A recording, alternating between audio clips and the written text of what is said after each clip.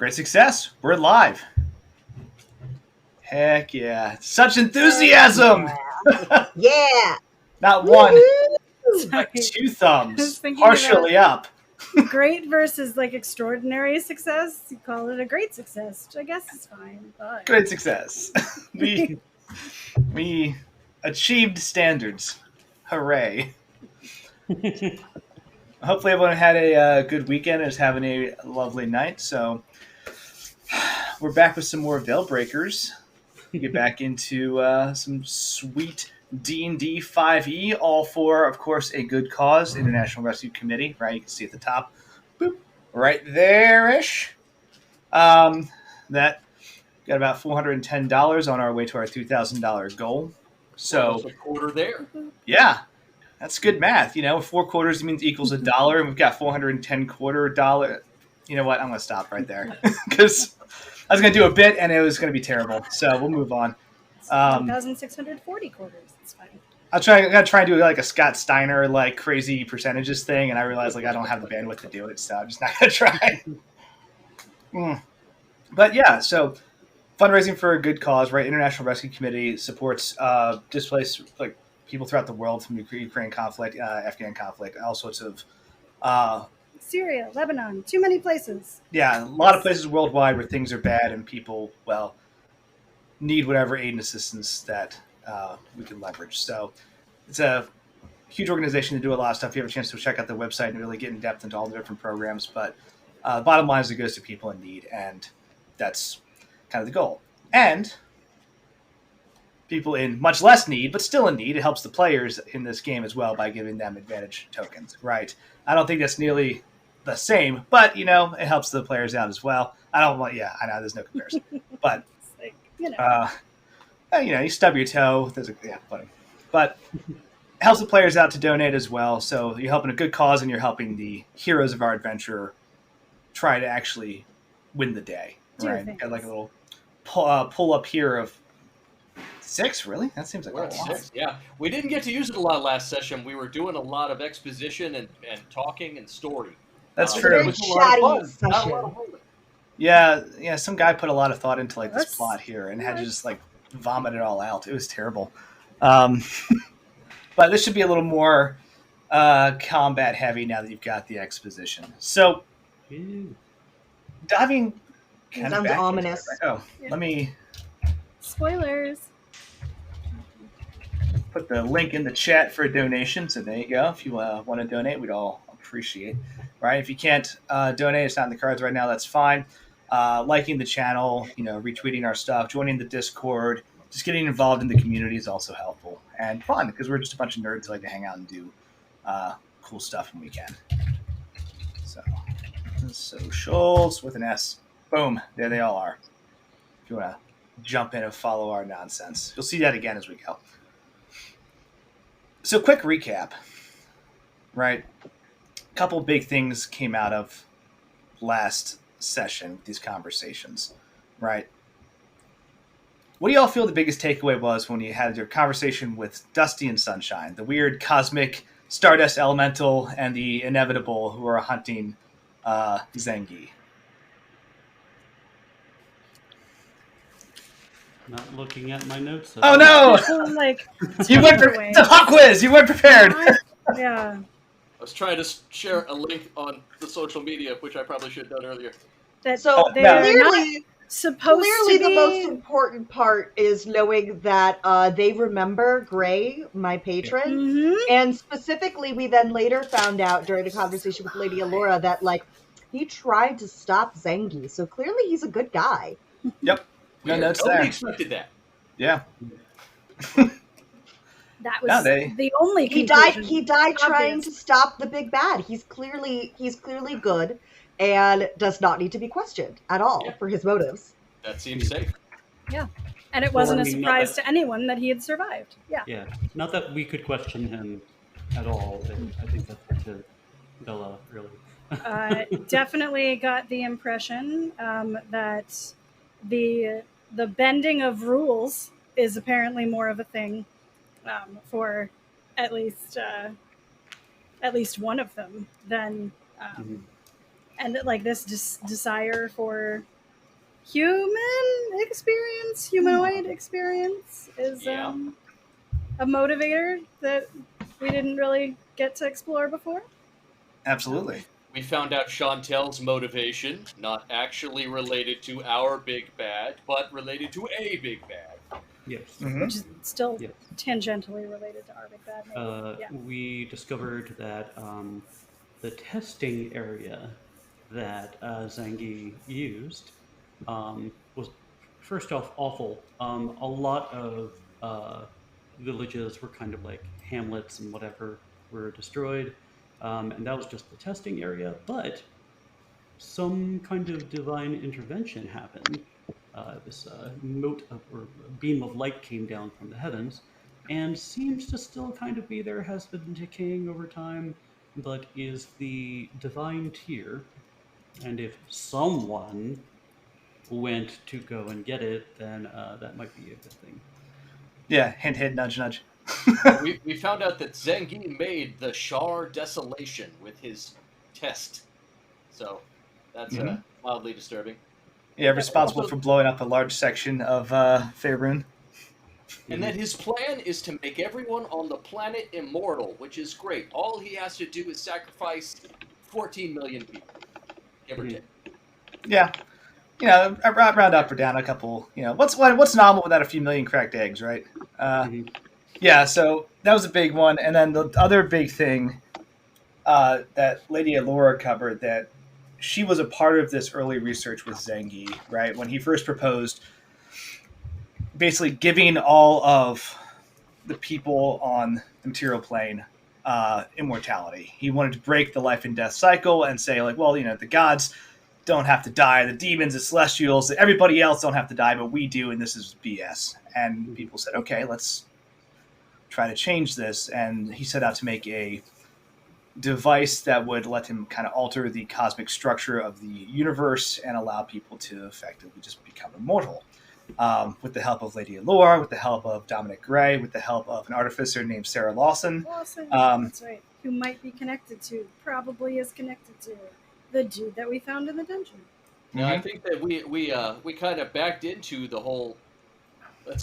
Working backwards. We started in the dungeon where Zangi was held captive, and we found the corpse of Benjamin Lawson. And now we find out that Zangi used to have a friend named Ms. Lawson, who might have helped take him down. It's entirely possible those are completely unrelated. Just a wild series of coincidences that have occurred. As they do. Yeah, as they do.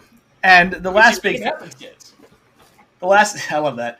The last big thing was that once during their research, Zangi did something to make alterations to the machine that they built, and did so without the knowledge or permission of any of the other people involved, according to Lady Allura's retelling, right? So he activated this thing, calls the Shard Desolation. Dominic Ray turned on Zangi, tried to fight him because of it. Lady Allura turned around and during the fight stole all of Zangi's research and pieced out. And Sarah Lawson turned around, sabotaged the equipment and machinery they were working on, and fled as a response to his absolutely insane and like non-proposed or consented upon actions by the rest of the study group. Right? I mean, we've all had a study buddy that did that, right? Like, sometimes you got to go rogue. But those are the big takeaways from the last session. So a lot of exposition, a lot of stuff was just kind of talked about. If y'all have questions about that stuff, let me know. Right? I'm not going to be the DM that goes like, well, you didn't take notes that one time 3 months ago, so get bent. Like, no, we'll clarify, right? Because it's a lot of stuff. If you did take notes, you get an extra 1,000 XP. Hey. We absolutely took notes. Yeah. So we left last session. Yeah, point of clarification, I guess, in the notes from last time. Go for it. How big is Hamlet? Oh, well, see, what happens is you get like little hamlets, right? And then they start bridging together into mega hamlets, or hamtropolises, right, if you will. Yeah. So between 2 people and 1 million for a population density of a hamlet, that sounds right. I mean, it's not inaccurate. It is, however, imprecise. Look, Between there's 2 and a million people. Very helpful. Yep. There are some things that even now, with all of our technology and knowledge, that scientists still unable to figure out. And like how big a Hamlet is just one of those questions that will remain a mystery. Hmm. One of life's great 40 mysteries. Yeah. Good question though. So we left with everyone kind of parting ways with a few different objectives, right? Odette, you've been told that the book you're in possession of, the reason it's been doing crazy stuff is because it has multiple masters it's trying to kind of answer to, and it can't. It's freaking out. Yeah. And Lady Laura said there was a way for you to basically go in and challenge the book for mastery and basically become its true and rightful owner. Okay, very cool. You have to assert dominance over the book. We all volunteered to go with you and help, but we were told that you have to be in charge. I have to be the leader. We are Correct. behind you, 100%. And go. It's weird that you're. I'm just noticing your subtitles aren't showing up. That's weird. Hmm. Huh. Oh well, I'll fix that on the break. What? But there's that. Valen, you were asked by Aurora and a couple of the. Sorry, not Aurora. You were asked by a couple of the. Thank you, by Daphne and a couple of the dance troupe for basically self-defense lessons. And They went through a traumatic experience. It's totally normal. I'm okay with this. I volunteered. I'm going to teach a self-defense class. And while I'm at it, I realized that this place that has never needed guards before suddenly has guards. And you know what? Maybe they could use some help too. So I invited them. As a guy who used to be a sergeant in charge of someone's personal protection, I'm okay with that. yeah, absolutely. So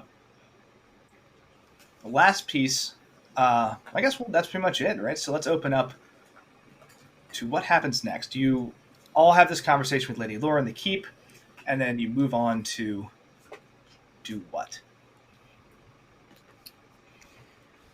Well, we need to go into the book. Yes. But do we want to do a quick training before or after? I believe that we should spend a little bit of time resting and doing whatever we need to do to prepare. That leaves us an hour or so. Maybe you go with Daphne and everybody else who needs training. Sure. We should Beating the crap out of some people to train them is very restful. Trust me, you should try it. Yes, I would like to, since we've consulted the location geographically of where we are on the basis of the stars. I'm assuming that there's a way for me to be able to see the actual night sky, since we're physically still in this plane. Yes. To be able to consult some omens and meditate, and then maybe wild shape and fuck around with this training session that's going on. Cool. Okay. Into it. Because why would I do that in human form when I can do it as Jaguar? So, yeah. I agree. Why be a human when you could be a jaguar? Also, are we not training them to be prepared for different eventualities? And Jaguar! You gotta stay calm. There's a cougar in the car! Intro to self-defense. Have the Jaguar. You really don't see that one If you coming. can dodge a jaguar, you can. You can dodge a knife. You can dodge a- Yeah. Sounds right to me. Cool. What's Bella working on? I think Bella is going to spectate this self-defense class with Bon Bon. Yes. Just to be there on the side to say some encouraging things. You brought a book to self-defense class. I did. Yeah. You brought a Do book you to have a night picture of fight? Bon That's Bon you crazy. can share with the chat? I do. Let me swap over to the back. Very Very important for important. people who were Bon not here Bon is last the most time and important did not, part of our party. meet Bon Bon. Yeah. Our little battle. If streak anything this time. happens to Bon Bon, everybody in this party will kill the entire room and then themselves. And I'm sure that Bon Bon is 100% safe. Nothing right. that adorable could be dangerous. Why do you hate all of my friends? Bon Bon. Of course, we already said that the water elemental is dangerous, but there it is. Yeah. Yeah. Cute little dog. It's a elephant. It's a fuzzy elephant with like weird, obviously, dark purple and black patterns. The size of about a corgi. I was going to say, importantly, the descriptor was the size of a corgi. So Yes. Yeah. yes, Not to be confused with. not like a bread Burble. box, not a They're Burble very is adorable in his own way, and Not a He is. corgi. Look at him. Still dangerous. I feel Odette feels like anything we picked up so far is kind of dangerous. Okay, Maybe- but Bon Bon came from your family, so Yes, and there's my also Gruff. family- and my Burble family is chose dangerous. to be a part of our party. It's true. We You rescued him. know, Gruff, also dangerous. It's a and has Good. thrown himself in the way of people pursuing us. Feel like this this distrust is still coming from an awkward place, and maybe you need to have a heart to heart. I'm just I like saying, the- we got like a solid menagerie of Like just we had animal demons companions. pursuing us, and like they got fucked up at the fountain in the Nasiri estate. And if that didn't buy some trust points, He did. It just showed me that yes, this is a very dangerous creature. They kill demons, and I like that I get reminded that you're dangerous, and I'm like, well, you are. Everyone's so dangerous. Okay, so let's kind of flash cut, right? You guys have a little time to prepare, and that's easy enough, right? You're high level adventurers at this point, and you've been on enough crazy little expeditions, even the last couple of days, just to realize that, like, okay, you're packing all your standard adventuring gear, right? You're getting all your stuff properly ordered, cleaned, and maintained, right? So that's just happening in your moments between everything else, right? If you want something really specific, that's worth mentioning. But otherwise, like you have your gears ready to go and it's all set correctly, right? I imagine that Bon Bon eats cotton candy only. So we might need to stop that to make sure that he's comfortable on the road. I thought Bon Bon was supposed to eat bad dreams. Yeah, I do. I eat Yes. cotton candy and bad dreams. I can eat any dreams, really. It's just I'm only supposed to eat the bad dreams unless you let me eat the rest of your dreams. But I'm supposed to ask first about the good dreams. So cat and candy. Dreams of cotton candy. Yes. If you dreamed of cotton There- candy, is that would there- be is delicious. there But that would be a good convention dream. for create cotton candy? Is that like a thing I can pick up? I don't know if I I can mean, you have- eat a good so dream about cotton. Is You cotton have candy a bad dream? prestidigitation now, so you can make things taste like cotton candy. Ooh. It's my favorite cantrip. Kind of like reorient on like kind of work your way through the different myths of the Undying Realms and find yourself a nice large kind of glade or meadowy area, right? We've got some space to do some training. You're able to take the crew out there. I meant to pull them up while we were talking. I got distracted by Bon Bon. No notes, good distraction, right? And they're all out there. You have Aurora kind of at the head of all of them, herding the cats to this training, right? And then looks at you, Valen, like kind of adjusts her big circular glasses. It's just like, I found a spot. There's like a big tree up on a hill, real nice looking, a lot of space, very aesthetic, but also functional. I think it'll do very well for whatever you have going on, Mr. Valen. Thank you. Good job. You're joining us, right? Oh, like looks at Odette, looks back at Val. Yes, yes, I am. Apparently, cool. Let's go. Kind of like puts her clipboard in her satchel and is like looks around, like breaks a branch off of a tree to be like, is this gonna like about 3 feet? Is that sure? That's She's a what was she? Half orc or Hobgoblin, right? Hobgoblin. Hobgoblin. Yeah. Yeah. She's big girl. hmm So they're decently strong. Used to fighting for the most part. So kind of work. Which is why girl pulled a switch off of a tree. All right, let's just go. Here's what I got. Can't show up to sword class without something, right? So walk me through this, right? What does it look like for Valen when he starts training people? All these people are out kind of in this area. They're kind of gathered around, excited. They're waiting to see what you have to say. Some of them have like prop weapons. Some of them have actually gotten a few training weapons, right? And are just here and ready for your guidance. Okay. So. I'll start with the guards, because I figure they have at least basic training. I can get them on drills while I work with the newbies. Yeah, there are 2 guards out here who've come out. Okay. In that similar armor. They don't have that weird foliage growth across their armor, but they do have like darker purplish black looking, something between plate and scale. It looks unusual, but pretty sturdy. Okay. I'll start them on a couple of basic drills.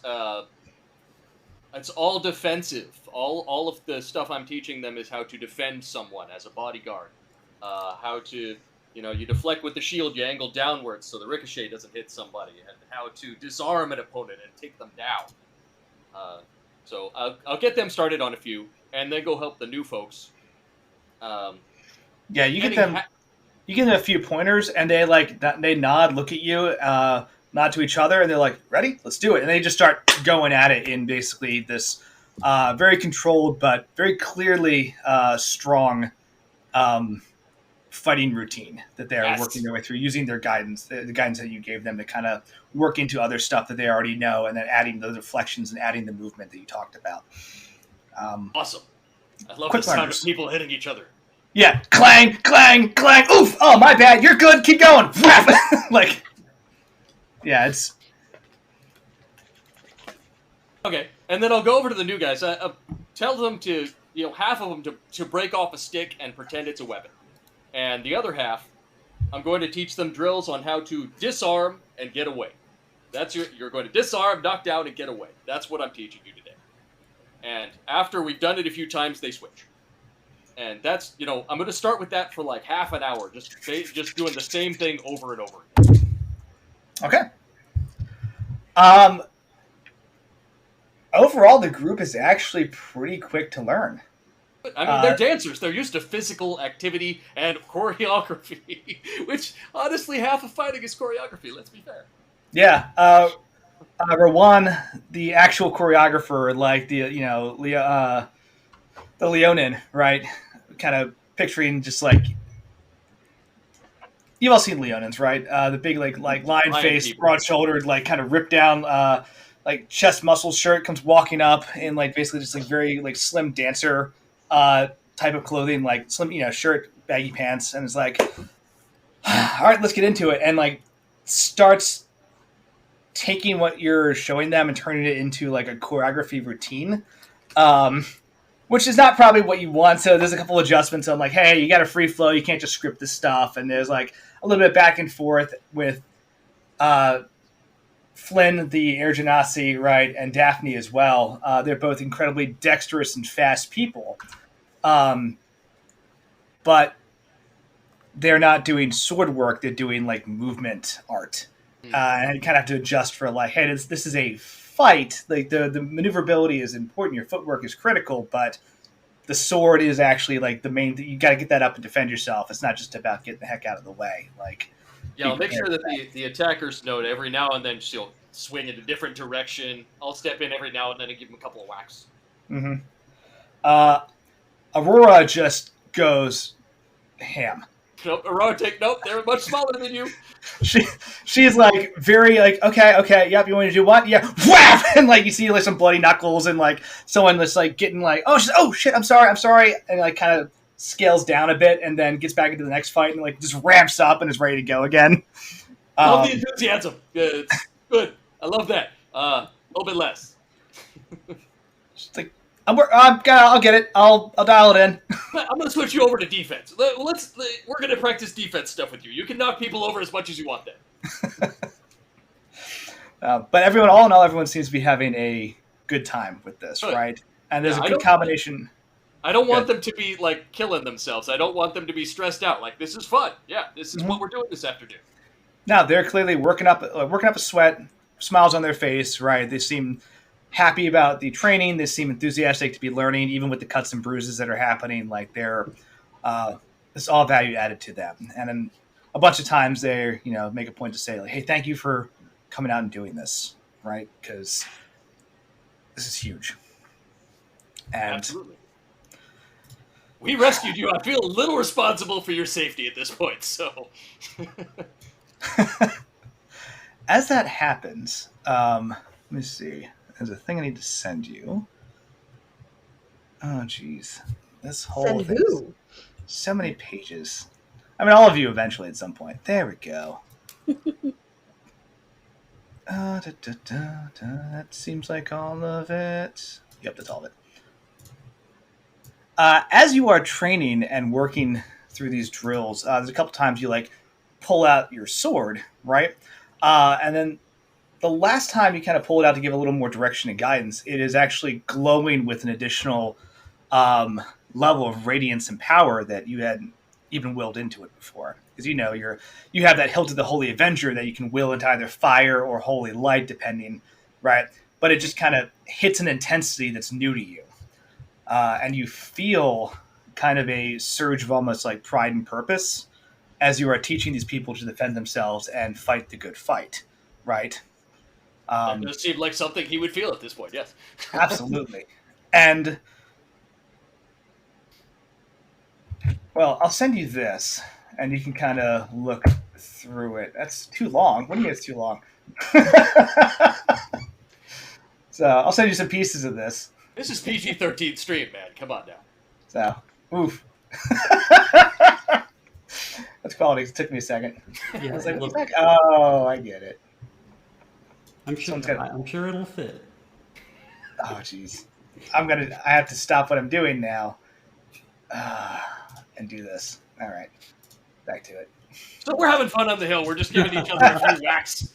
Who put phrasing up? There we go. All right. So you feel that as you're kind of moving your sword around, it starts to swing a little differently, and you start to feel almost intuitively like there's more you can do with it now.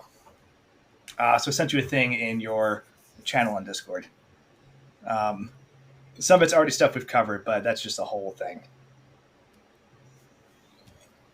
Oh, So, that's cool. Enjoy that. Everyone else is kind of standing around, right? I think Odette, I picture you kind of jumping in and out of this. If you don't jump in, I'm sure like a bunch of them kind of shout like, "Hey!" Throw you a weapon, "Let's go, let's see what you got," And there's just some playful sword fighting back and forth, right? To get you involved as well and increase that camaraderie. And they're all just honestly happy that I think there's a moment where you as Odette kind of sits back and sees all these people who are alive, well, and healthy, who 24 hours ago were on the verge of death, if not actually dead. Right? And it's just a good moment to be in this more sunny than usual in this Undying Realms meadow, where you have these people of yours, it's your cast, but it's also your friends and basically your family at this point that you spend all this time around. Laughing with each other and, well, protecting each other, right? Mm-hmm. It's a huge thing. That's what it's about. I think Odette kind of is playfully sparring with Rowan and then eventually kind of all right, I'm going to take a step back here. I will watch all of you from afar. But she's eternally thankful that that everybody's alive. But she also use the entire group, except for the two guards, the entire group for like Valen, Bella, and um, Itzel. And she's like, well, these are all of my family. It's good that everybody is here. And apparently the Undying Lands are part of my family history as well.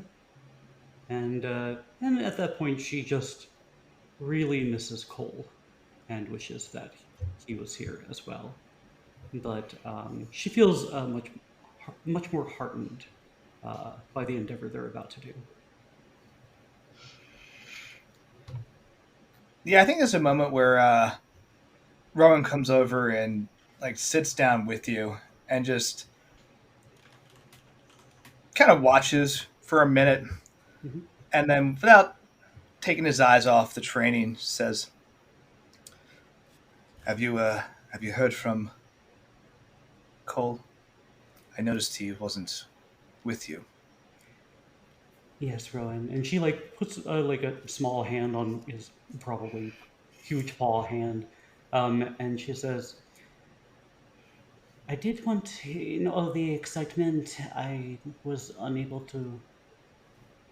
Perhaps I didn't really want to bring it up, Hmm. but your friend is all right. He is making his way to Waterdeep, and he will be safe there. He is going with Yusef, the person that I went to basically audition for an entire week. Thank you, by the way, for doing all of the things that you needed to do in order to cover for me. But he's well, and I'm happy to hear the thanks. I'll be honest, Cole will never say it, but well, he was putting in a lot of hours to make sure everything was going right and going smooth while you were gone. A couple times when like I'd come in early, get some stuff ready for the rest of the cast, and he'd already be there. And I'd be getting ready to go for the night, and he's like, "Well, I just got to do one more thing because I want to make sure everything's good for Odette when she comes back." uh, I was like, "Okay, I get it." So he'll and never say anything about it, but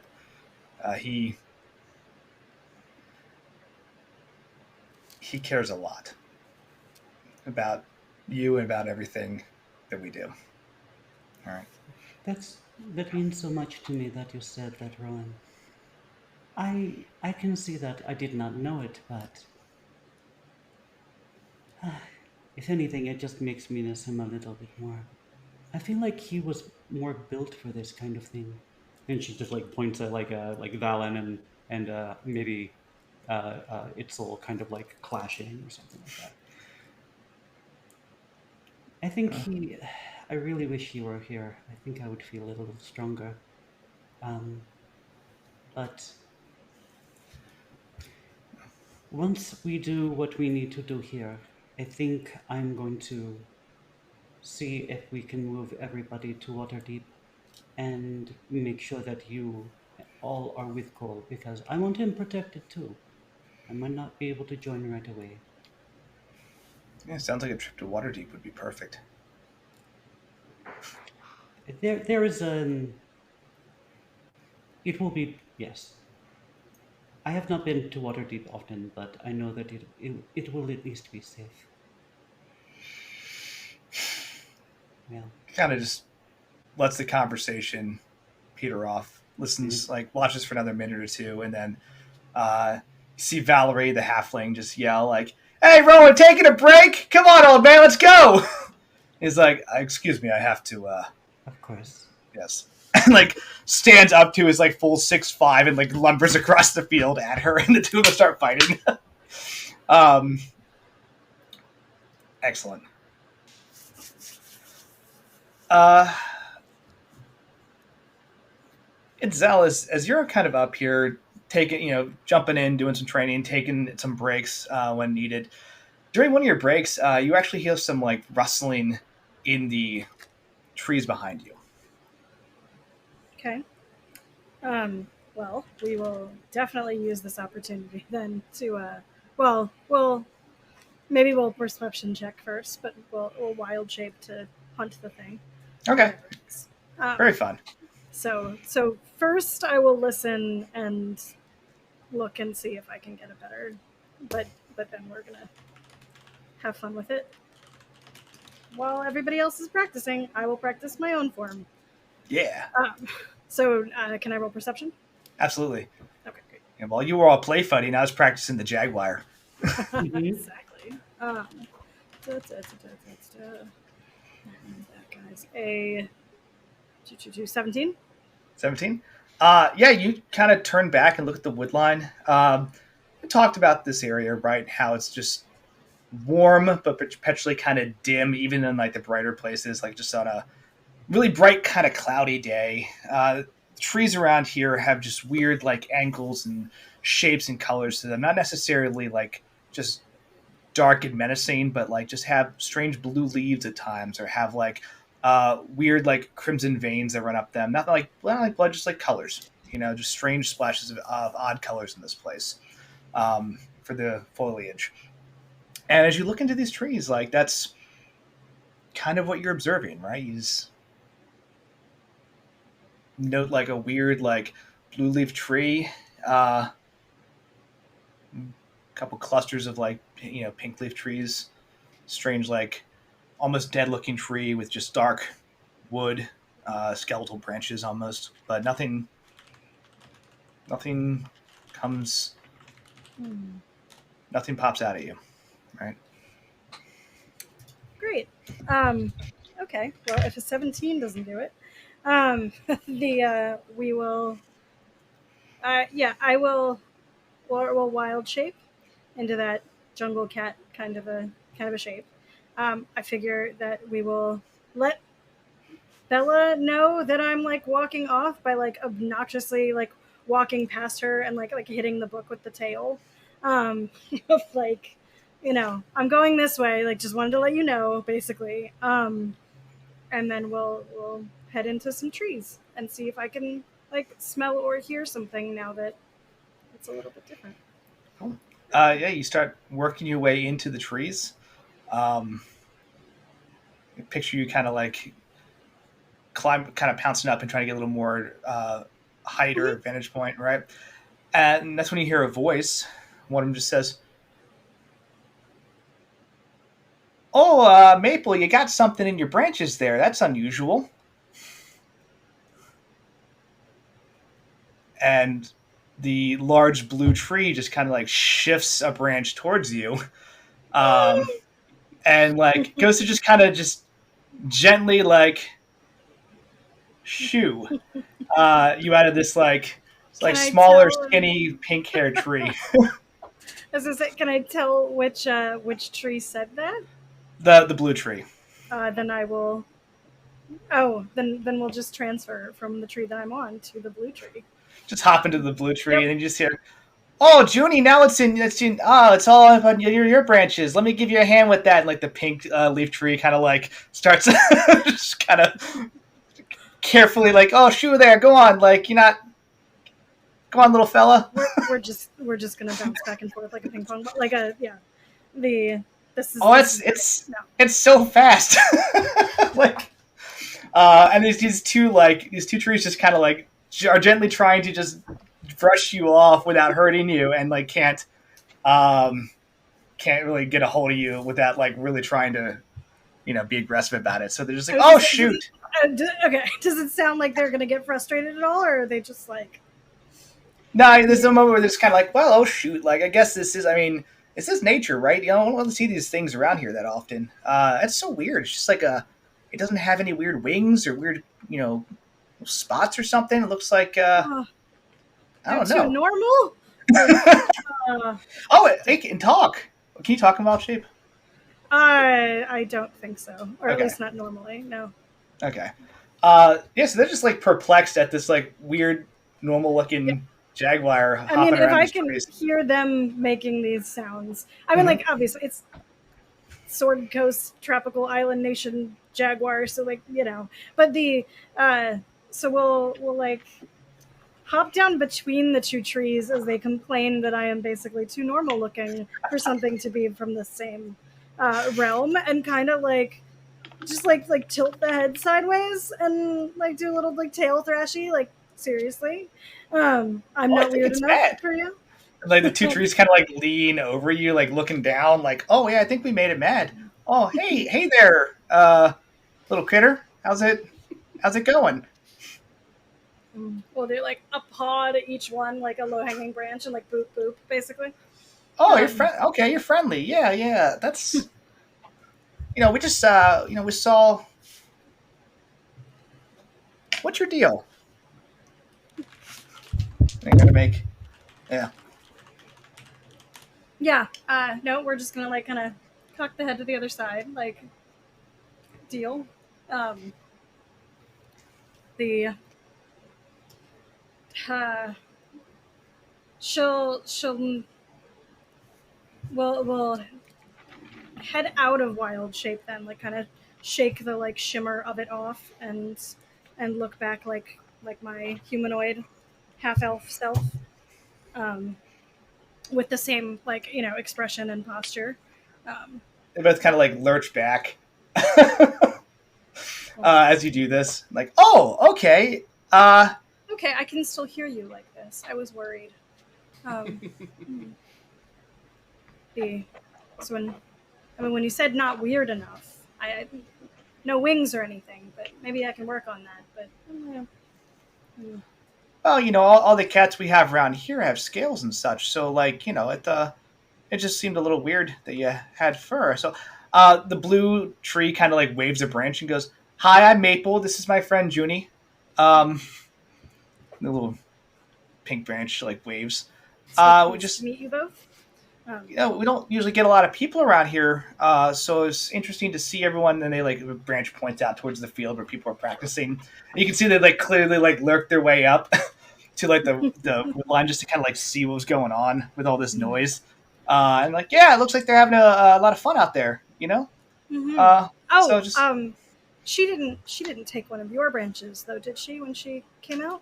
oh no, nothing like that. And it's sometimes it's actually nice to have a little bit of a trim. But no, nothing. We're good. Okay, good. Because I'm like, oh crap, the switch that she took belongs to Junie. No. Okay. Well, I wouldn't.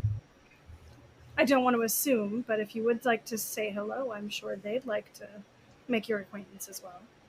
Um, They just both pause and like kind of like rock in the wind for a second and go, "Oh, I don't think that'd be polite to interrupt on what they're doing, but thank you." that's fine.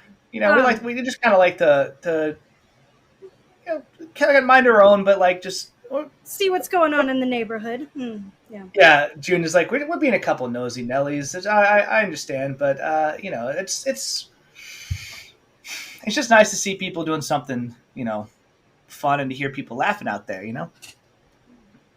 True. It's not really a laughter kind of place. Yeah. In this end of the for woodland inner.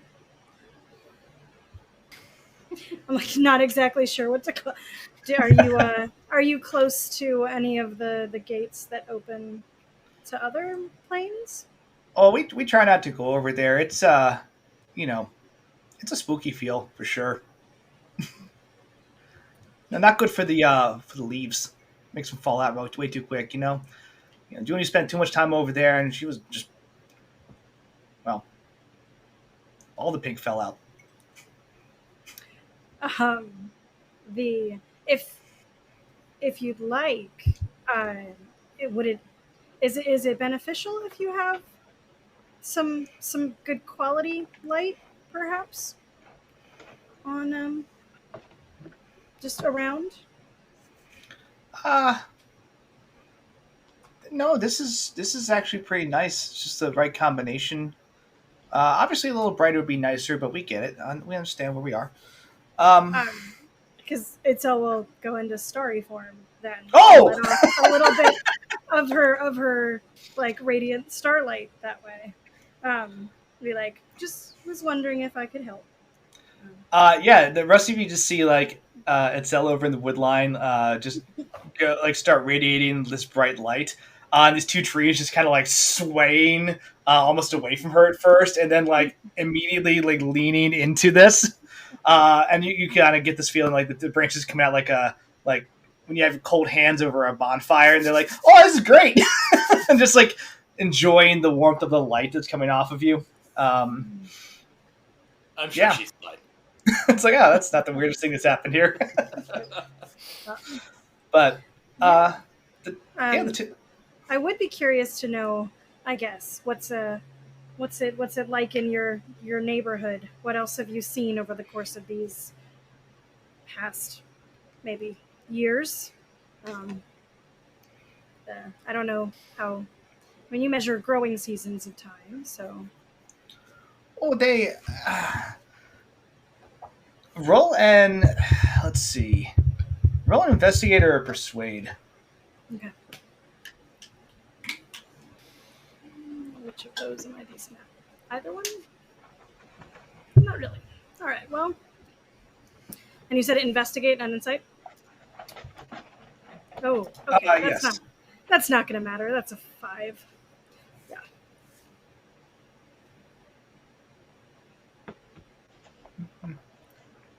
Yeah, that's a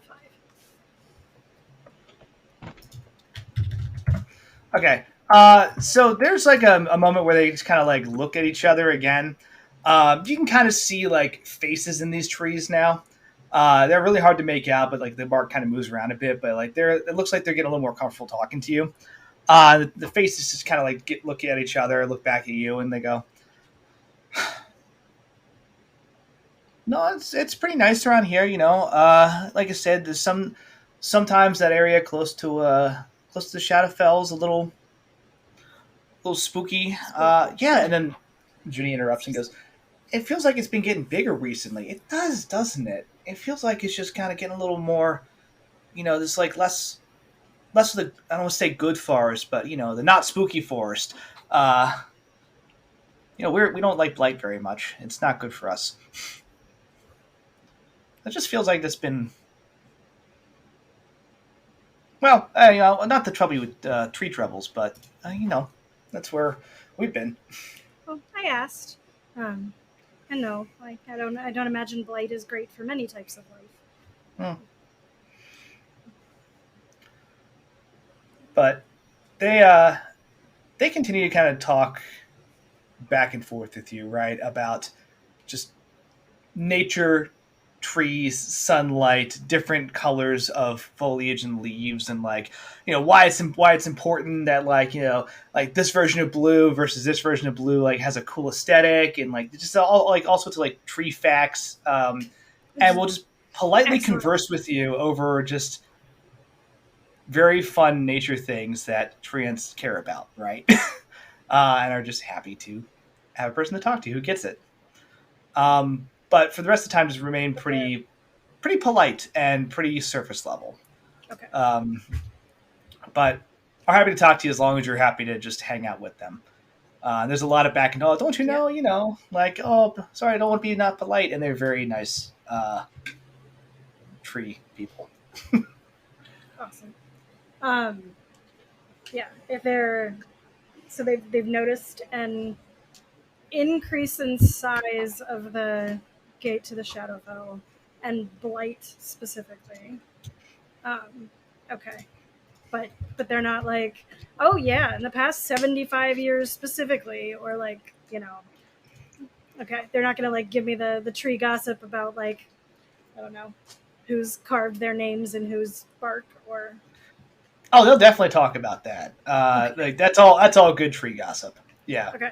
Does it sound like do you know of the people that live in this place?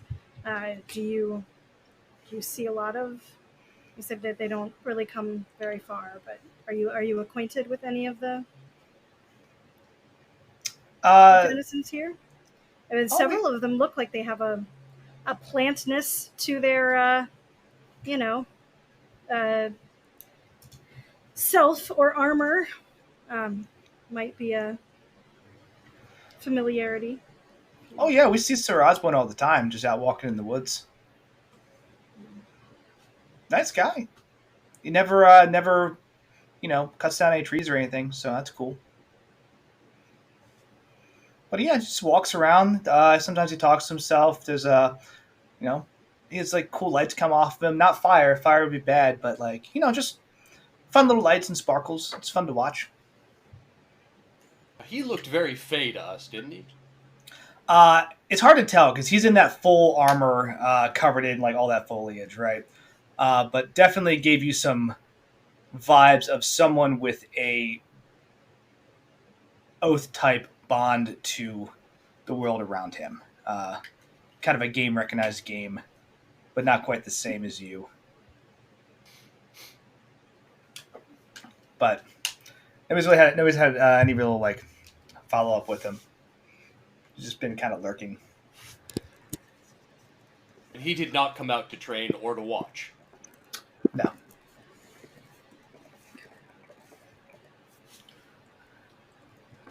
All right. So you don't. The elegant woman that's made out of porcelain, like the fired earth. You don't get a chance to interact with her. They kind of look at each other again and just go, "Well, like we all know Lady Alora, but like she's very busy, and we don't disturb her. She doesn't disturb us. She's got a lot going on." True. True. Mm-hmm. Um, but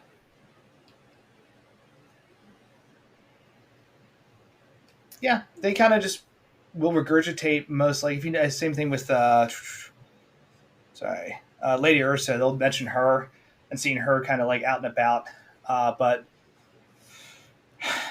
they don't really sit and talk to them. They know of them. They know that they have important roles here, but they don't know exactly what's going on to that level. And it's not tree gossip, so it's not really their thing. Yeah. Like, why Right. do they care? But Sir Osborne's obviously the most interesting and one that comes out into the woods a lot, and they like to just see what he's up to because he does cool looking stuff. But Okay. that's the biggest thing there. There being what's it called? Nope, that pun doesn't work. Never mind. So okay. All right. I will, happily radiate some like sunlight, starlight, and we'll use some druid craft as I'm gonna go back into that cat shape and mess with some of the humanoids over there if you want to watch the giggles.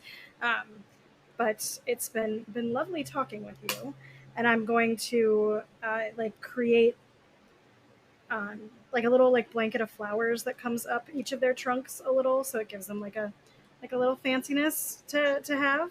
Oh, that's really nice. Thank you. And sorry about kind of swatting at you earlier. We just didn't want to have the claws mess up our bark or anything. But like, you can climb on us. It's okay. I will be gentle. Thank you, and we'll shape back and like hop around a couple of times, basically like trying to make them dizzy almost in the following me around before hopping back off and heading into like the middle of self-defense class. Very cool. Bella, as you're kind of just sitting and reading, right? Itzel goes past you in that jaguar form, kind of like knocks a couple pages of the book you're reading, like, this disturbs your vibe. You just hear, Gray go, Been a weird couple of days. Weird. You can like almost hear him just like watching Itzel as she slinks away in jaguar form. A lot going on. It's like, worth doing a check-in. How you doing, Bella? I mean, considering in the past couple days I died and came back to life, I feel like I'm doing okay. It is kind of stressful. If make an insight check, please. That's definitely not a thing anybody should really have to deal with, right?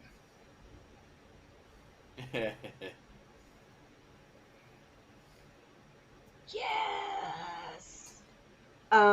That is Oh, that's pretty going. good. Oh my god. Yeah.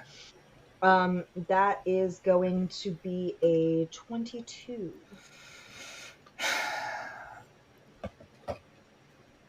Very nice. Um, from the get go, you've become a little more tuned into like when Gray is omitting, right? And you feel this conversation immediately has become a careful word choice omission conversation. Hmm. As you were talking about, recent days and some of the things you've experienced. And he says, but at the end of it, right, you know that, well, I've got your back, you've got my back, and together we're unstoppable. Right, right. Yeah, of course. Yeah, we've been together for a good while now. Like, of course, like, you know, I appreciate having you here with me to really bounce ideas off of. And so I know you mentioned you didn't really remember too much about when you were with Zangi, but now that we know, like, did that talk with Alora, Lady Alora, jog any, I mean, memories? I mean, you were there. You surely you have to remember something about what you did to attack him in the first place and how you survived. So, I mean, maybe that's something we could be using to try and not die this time we go up against Zangi. You can hear him kind of thinking. He says, it's been a weird ride because hearing Lady Alora recount all of that, and I mean, honestly, just seeing her and letting those memories kind of slowly come back in pieces, it's almost like someone painted a beautiful picture on glass and shattered it, and I've got pieces of it now that I'm able to put back in the Mm. right spots. And some of them make sense, and some of them are still strange images or symbols that don't quite have context. But I remember that day when we found out Zengi just went rogue and caused the entire desolation of Shar. It was terrible, and I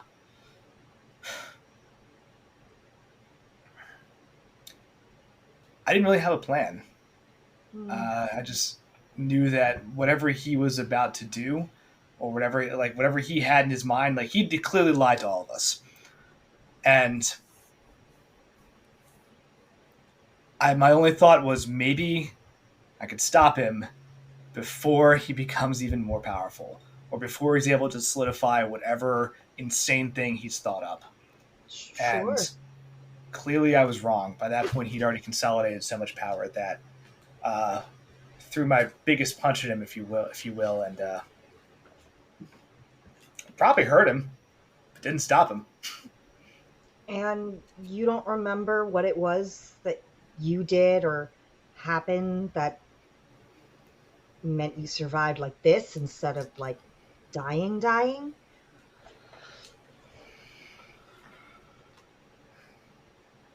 It's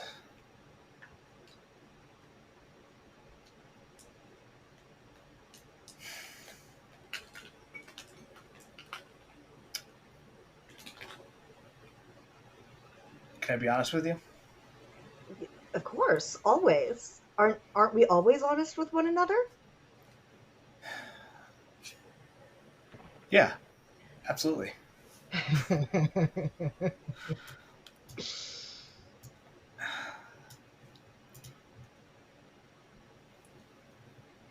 A lot of the research that Zengi did revolved around, well, the incarnum, the soul, and trying Hmm. to further understand what exactly happens with that magical energy when people Sure. die and move on, become back into the life stream, if you will, or the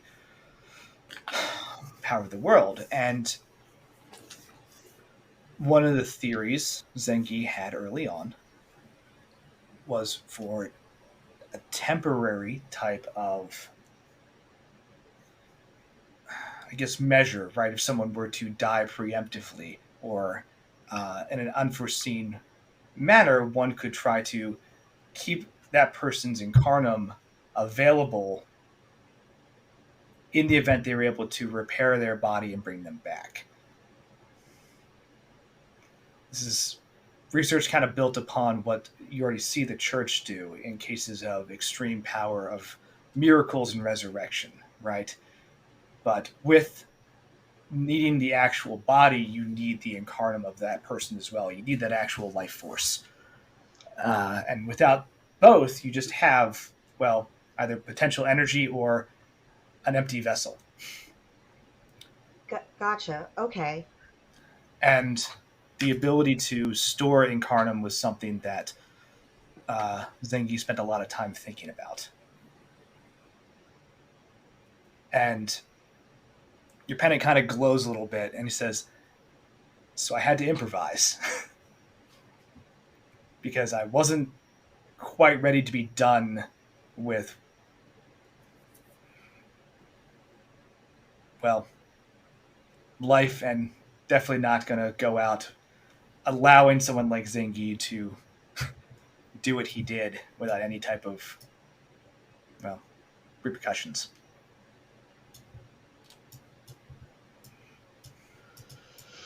Yep. Well, hopefully you'll get your second shot to do something about them. For a little while, I've been watching you kind of grow in power, right? Watching your instincts increase and get better, right? And just seeing your overall talent and control. There's more I can offer, right? I spent a lot of time researching the arcane arts, and I've never wanted to flood or overwhelm you with different magical properties or talents, but I'm seeing how this is going down, and I'm seeing kind of where we started and where we've ended up, and I think you could benefit from some additional knowledge I had, and I think you're ready to, well, wield it in the best way. I mean, sure. I'll take whatever I can get. This is, you say you see me getting better, but I don't think it's fast enough to deal with whatever Zengi is like. So sure, whatever you got, I want to know. It's okay. Hold that pendant in your hands. Okay. And concentrate. Okay. Do me a favor, make an Arcana check, please.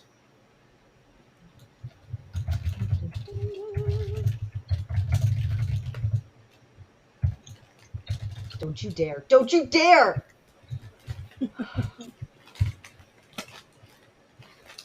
Don't you dare be a natural 20. So that was a nat 1. Oh, man! Oh, boy. All right. My total to 5. Excellent. The dice giveth and the dice taketh away. They, All right. they do. I wonder, We have 6 advantage points. do we have any We do. inspiration? Yeah, you got a lot of Got 6 of them. inspiration. Use You're it. welcome Do it. to use it. Yeah, Or if you the can group just kind of doesn't yellow it. mind, if the group doesn't mind me Nope, go. Yes, Yeah. do it. making a Yes. second attempt. This is a good one because all of the like if Itzel were listening to this, she'd be, like. First, So- it came so close to being a 1 again. But instead it landed on the 19th, so that's a Yay! 23. Yeah, this is what it's Oh, yeah. for. Okay. On this sunlit kind of hilltop, right, with these little trees and little lake, right, with the strange looking blue and purple and pink leaf trees kind of surrounding this area, with everybody enjoying this lovely afternoon. First nice afternoon you've had in a little while. You see off into the distance, Itzel just starts to glow with celestial radiant energy, right? And I think everyone kind of stops and goes, all right, she seems fine. No issues. And then about 5 minutes later, Bella starts to just radiate with this dark purplish black field of energy that's like slowly emits from this pendant, expands outward into an almost humanoid shadow shape that is oversized for Bella's frame, that then sizes down and tailors to fit specifically. I'm going to send you some stuff as well. I bet you I can't send all this at once, can I? Seems unlikely. Alrighty. Let's find out. Good. Good see you.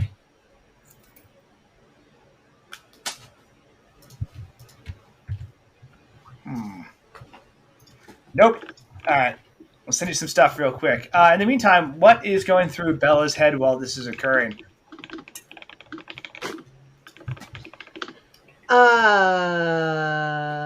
No thoughts. Just curiosity about what this process is, what is happening.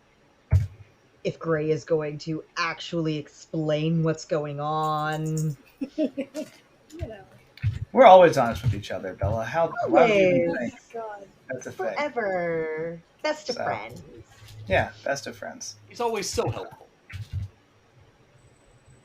Let's see. That's all of that. Hold on. All right.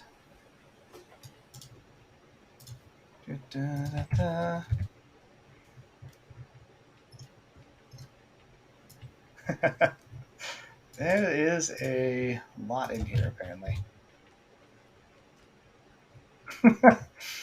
Interesting. All right, the rest of the text doesn't quite translate. But as you go further down, I just scrolled down to see what you mean by the rest of the text doesn't. Oh, in the document I made, it just goes into an insane script that is unrecognizable. It's basically just wingdings. Yeah, it looks cooler in my thing.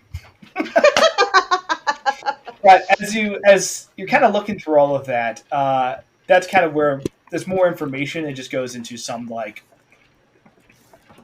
insane jumble of information, script, symbols, letters, and just stuff that makes no sense whatsoever. But yeah, that happens.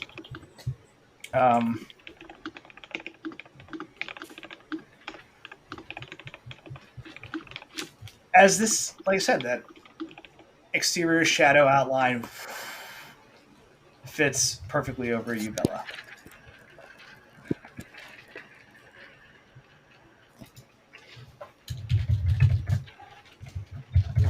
Yep. So, everyone else kind of sees that happen as well, and I think they again stop and they'll look at like Valen and Odette, and like, is that a? I'm sure it's fine. Okay. Maybe we should go inquire what is going on. This is very unusual, even for this round.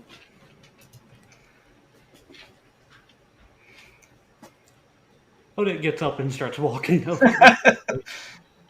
So, yeah, Bella, that whole thing kind of locks into place, right? You feel that additional surge of power released from the pendant, right? And all these different ideas and options that have suddenly become available to you through what you assume is Gray lending you more of his power. Um, and Odette kind of comes walking over. You're very aware that that shadowy exchange was not subtle, so see her kind of moving towards you as that occurred. Mhm. I think Bella is still just like holding the pendant and like rubbing the back of it with her thumb while she sits there, sort of like just.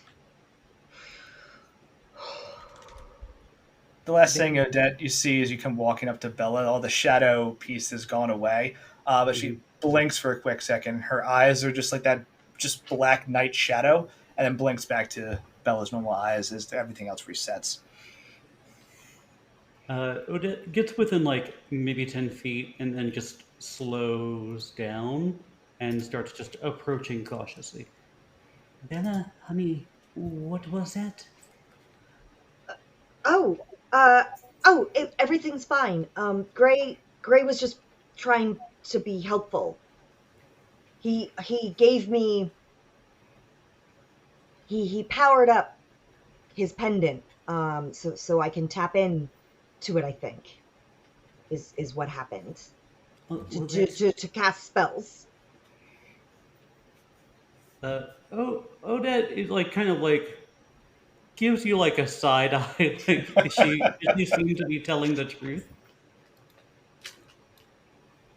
Um, uh, Bella seems this is honestly straightforward. this is good news. Hmm. Are you hurt though? Uh, no, it was kind of a lot, but Big no, smile. I feel great. I think it's fine. Yeah. Hmm. You know, do you want to try it out? Everybody is demonstrating their abilities. We Uh, do have a fair amount of free room up on this hill. That's true. There is a lot of space to kind of mess around.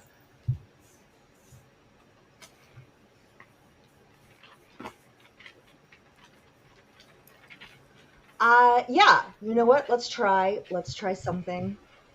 Yeah. Okay. Maybe stand back. Stay back there. I'm gonna Okay. try something. Okay. Is it considered dim light here, Andy? No. Here, No. I mean, out in the open field, even like it's a cloudy day, but you're in an open meadow. Okay, fair Um, enough. Um, yeah, uh, not dim light. Maybe in the actual wood line you can get away with that, but not sure. here in the meadow. You got it. Odette, swiftly moves like about 40 feet away. And she kind of like politely folds her hands as if kind of observing like a student doing a thing. Okay. You get that kind of like feel, like Um, intensely curious. so Bella is going to sort of like crouch down and put a hand on the ground, like at her feet as she's like holding this pendant. And then you see a surge of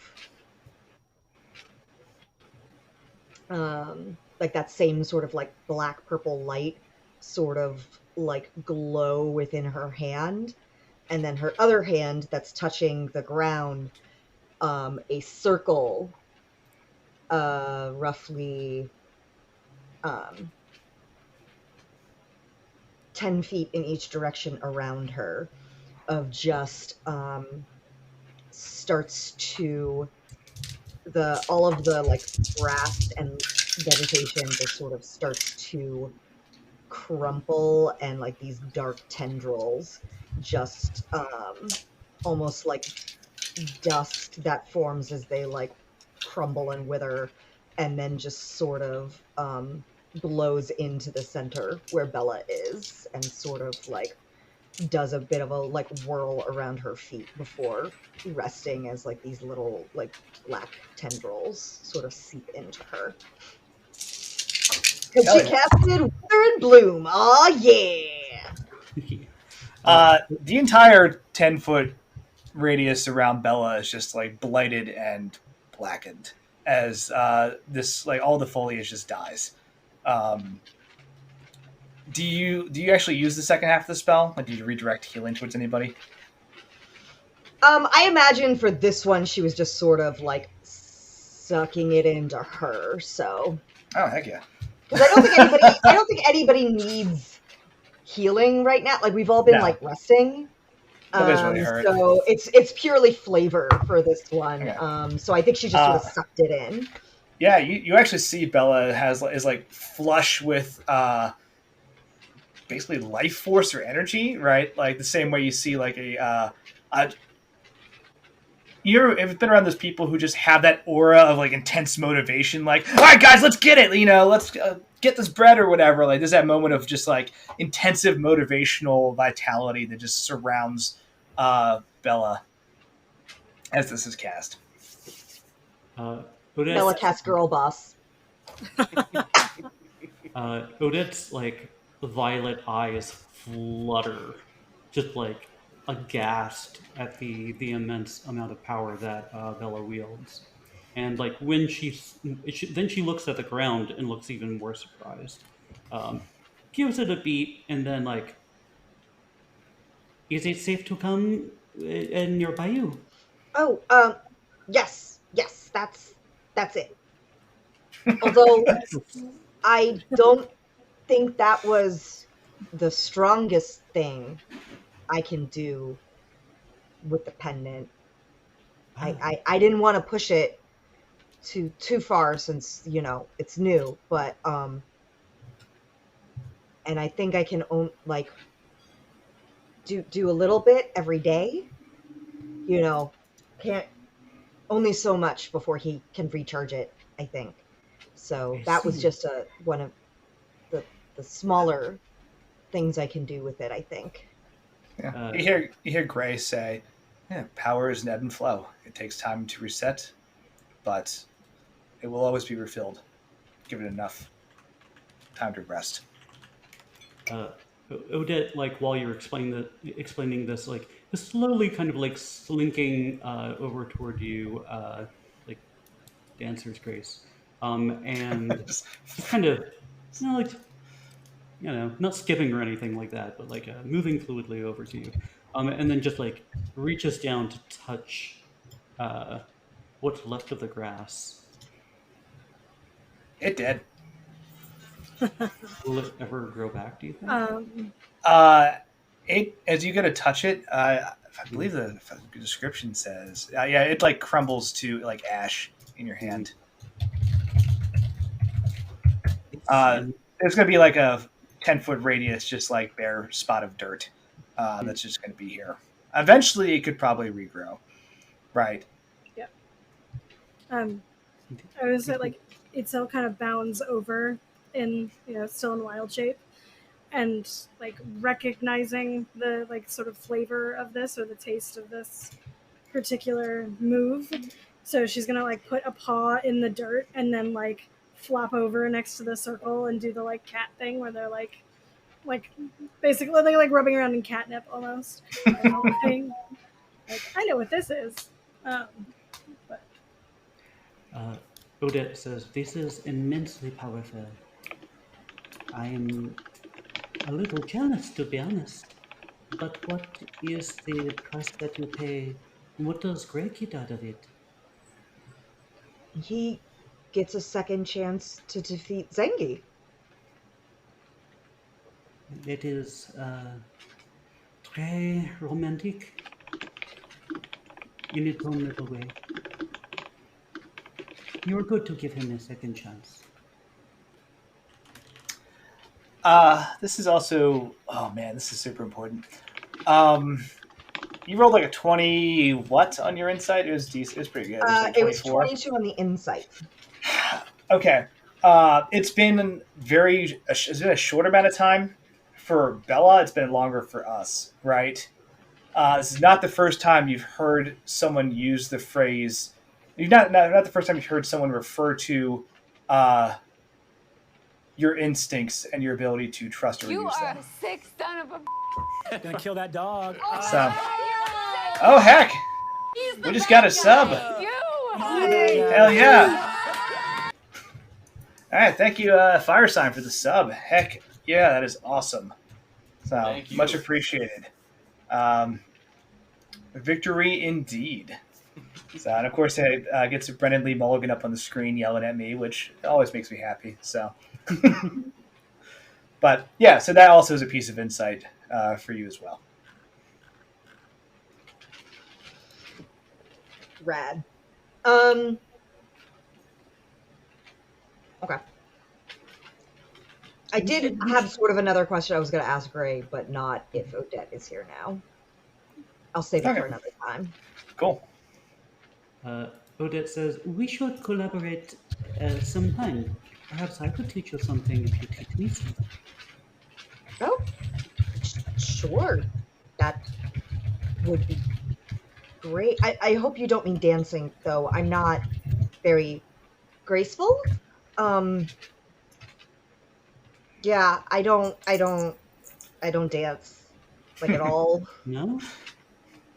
No. I think you might be able to. She like looks her friend up and down. She's like, I see potential when I see it. It makes me sad when it is wasted. Okay, but remember that I'm not actually this, and then she actually is going to change into Jin.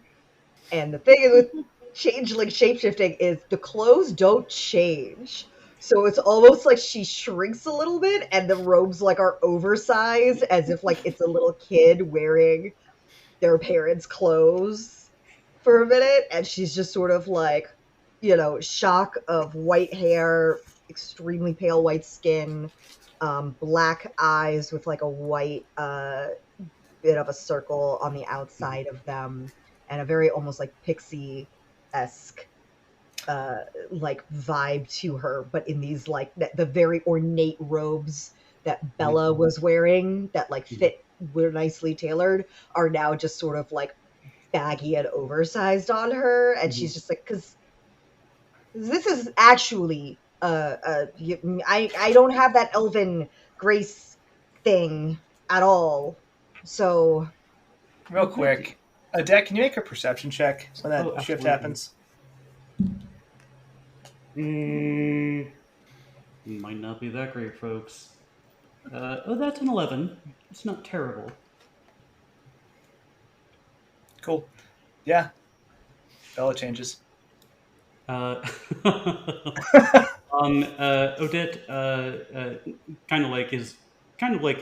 tenses a little bit because it's always a bit of a shock, or maybe this is the first time like she's transformed into Jin in front of us voluntarily, and she takes stock for a second, and she like hides a smile, a little smirk with her dark lips, and she says, "You need not worry.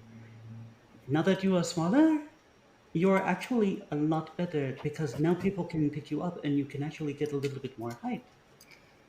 If you choose to like dance, someone would be trying to pick me up. I don't think I'm ready for that. Valerie yells in the back. Dance. Valerie just kind of yells in like, "Ain't nothing wrong with being small. Get your places." Turns around, like runs between someone's legs, jumps up and like kicks him in the back and knocks him over. Just saying, use it to your advantage. And then immediately gets like wrecked by Rowan, who just dive tackles her. Maybe another time. Itzel joins the pile, by the way. Like The scrum, just jumping in. A jaguar comes out of nowhere. Leonin Jaguar. Oh god, what's this? Elton's crouched down next to him. He's like, "No, the elbow, the elbow." I respect that. I think that you have potential, but maybe another time. Yeah, maybe.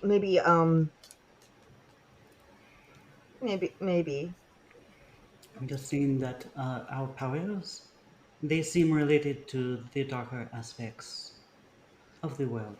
Oh, oh, There's shadow something stuff. more. I could do shadow stuff. Oh, I'd love to do that. The dancing is where it gets oh, scary for me. it is part Shadows. of it, but I'm wondering. I understand. She kind of like nods, and she realizes like this is not the conversation for now. She says, "Another time, however." Dark magic, that's fine, but dancing? Necromancy, totally cool. Freaks Dancing. do that. Yeah. Please. Necromancy, People, hell people yeah. can see me. Oh my god. Necromancy, hell yeah. Necro dancy, hell no. Oh There it is. no! Necrodancy like Okay. nobody's watching. Ah, there it is. Quality. Sorry, please continue. It's okay. Quality is not She- the word. Fair enough.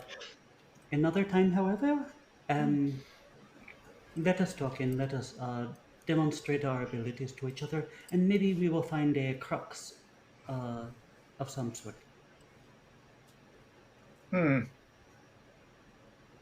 That sounds sure. Yeah, that sounds good. Okay, Um shall we? I'm gonna Oh, again yes, of and course. she just sort of like whoop, back up into Bella and everything fits again. Very cool. Um, Dancing. Fire sign. Oh my god. Necro dance if you want to. you can bring your friends to Friends life. Oh, that's so good. All right, and whoever wants to play a necromancer who just has an entire like ensemble of dance cast, I'm all for it. You know what? That's my Backup, next yeah. character. It's Backup Thriller. skeletons. It's Thriller, the magic Yeah. class. Doom, doom, doom. We'll slide and then clap. Yeah. That's what it looks like when a necrodancer summons summons the undead. Yeah. Oh no. Okay. New game, new campaign, new ideas. Everyone else, you're just gonna have to do a Halloween one shot of just like really bad Halloween Oh, I'm down magic for it. pun stuff like Thriller and all of that. That's No. that's just what you're just gonna have to do now. I got this covered. I got this covered. Okay. Maple and Judy come running out of the wood line and just dive on all of you. You die, and then you are brought back as dancing skeletons. Yeah. All right. Engage in interest, maybe not. Quality. Holy shit, that was funny. Cool. So you go through the rest of these rehearsals and practice, right? And for just a long day of training, a lot of progress is made, both with the actual trainees and with other people around, kind of learning more about themselves or the world around them, or how they fit into the greater order and structure of things, right? Yes. For Sorry. Valen, is there any like parting notes as you kind of wrap up training for the day, right? I think there's like an attempt at like, all right, fall in, and people like just run around and like ram into each other, trying to make like a formation, and they have no idea what that means, so they just eventually just stand around you in a horseshoe. I'd probably give a little bit of speech about Tempest and how, as the god of battle, his views on how the battle is not evil or good. It's fair in that it helps. Everyone has an equal chance in it, and it brings out the best in people. Should not be feared. You all have the ability to take care of yourselves now, and Tempest thanks your efforts. He's very happy with what you've done today. Say, unified like huzzah kind of goes out from the formation as everyone's like just amped about this. And I think one by one, people start kind of heading out for the night. Right, it's been a full day. You got to get some food, kind of get cleaned up.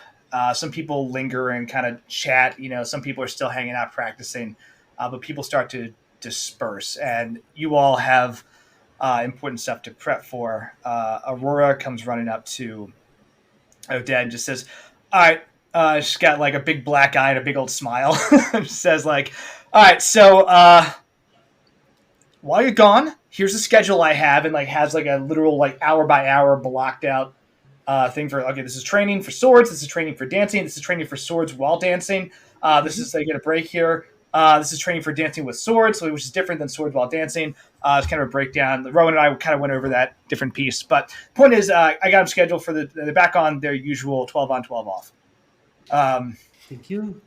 It looks good, and she like hands it back to her. Thank you. You know that you are irreplaceable. Smiles and is like, hopefully we get the academy fixed and get back on schedule, right? We will. And she like like tries to put like an arm on like a hand on her shoulder. She's very tall, right? And then just kind of just pats her on the elbow instead. And she says, "We will."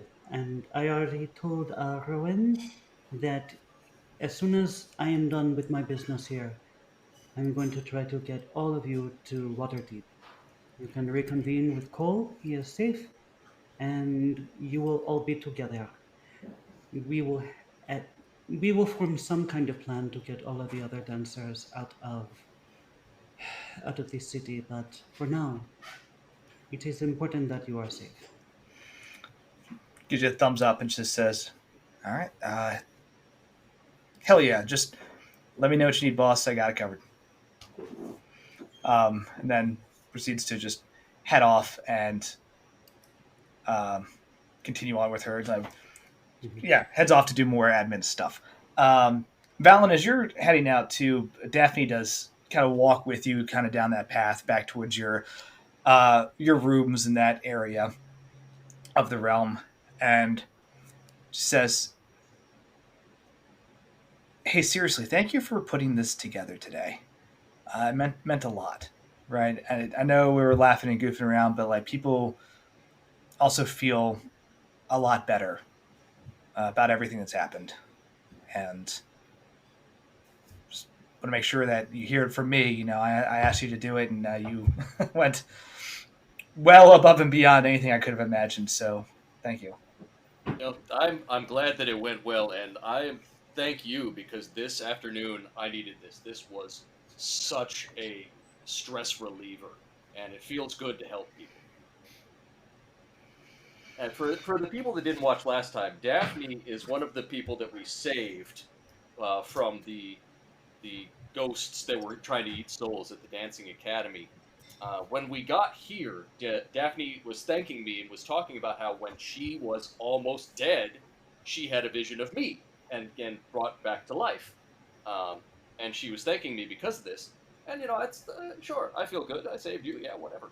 But what I came to realize afterwards is that my paladin aura that gives everybody a bonus to saves when I'm nearby, as she was dying and I was standing over her fighting, my paladin aura literally helped her death save, and Mm-hmm. that's what brought her to life. So he was very touched when he realized that, and feels very responsible for her now a little bit. So he likes Daphne. Daphne's cool. And yeah, and just very happy that you were just there at the right time, right? Um, but yeah, kind of gives you that thanks, and then heads off back towards the like runic archways where all the people have your, customizable, comfortable rooms, and uh, heads through one of the runed out archways. So, what are you all going to do for prep as you're getting ready to uh, go into this book? Right, Lady Laura said she'd show you how as soon as you were ready. I'm So, feeling rared up, like I'm warmed up. I'm ready to go. okay. Is there anything last minute that people need to do before you head to the keep and talk to Lady Laura? Itzel will consult like some omen and like signs of nature stuff that she can. Obviously, like the actual like natural world around her is a little bit of a weird construction, so it'll be kind of probably exclusively like doing star observation and meditation. But we'll make sure that we've got those those things going for us before we head out, and just kind of help to like reground her and Okay. ready for combat or whatever else we encounter. Very cool. Now, to refresh my memory, is there an ability linked to that as well?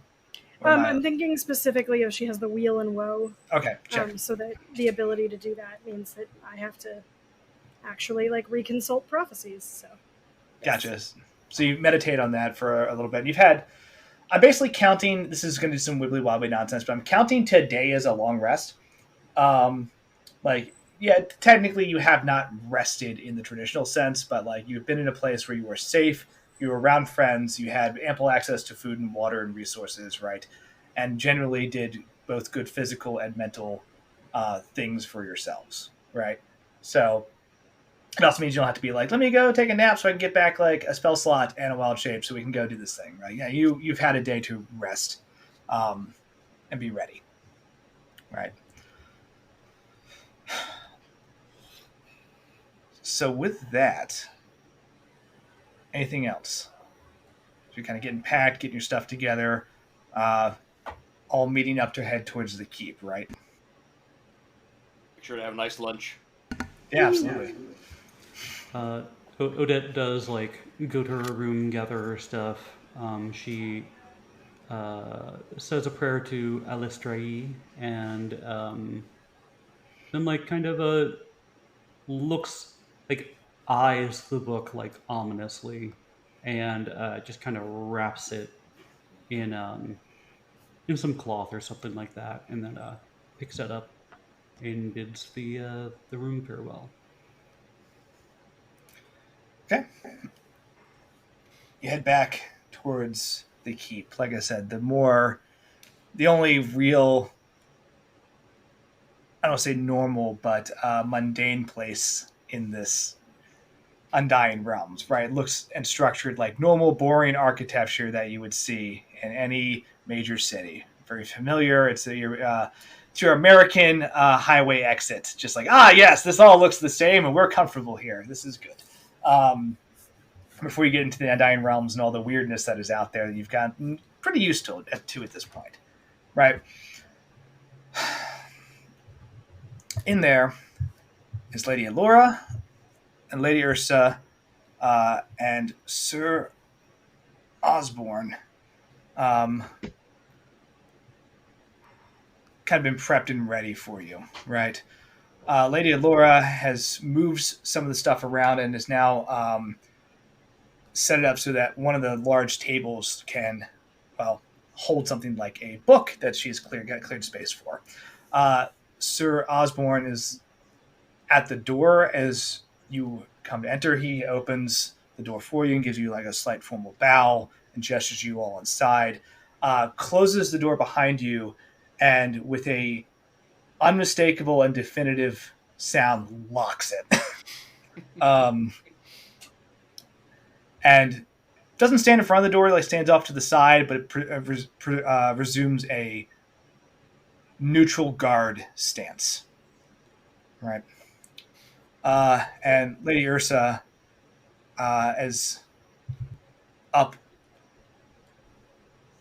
kind of greets you very quickly and says, please don't worry about the door. It is just in case something does go wrong. We'd rather contain the anomaly or event here. Lady Allura has assured me that is potentially an overabundance of caution, but still, I'd rather not do anything that would threaten the realm. Thank you for Don't worry explaining about that. it. It's just in case something goes horribly wrong. It's Chekhov's worst case scenario. Don't worry. So, And it's locked on the inside, so it'll keep innocent bystanders from getting involved. yes. You get the feeling when that thing was locked, like he basically just he locked some mechanism, but the sounds that came out of this thing were intense. Like it sounded like they were preparing for war. Um, so whatever weird magics are involved in this keep are probably in play as well.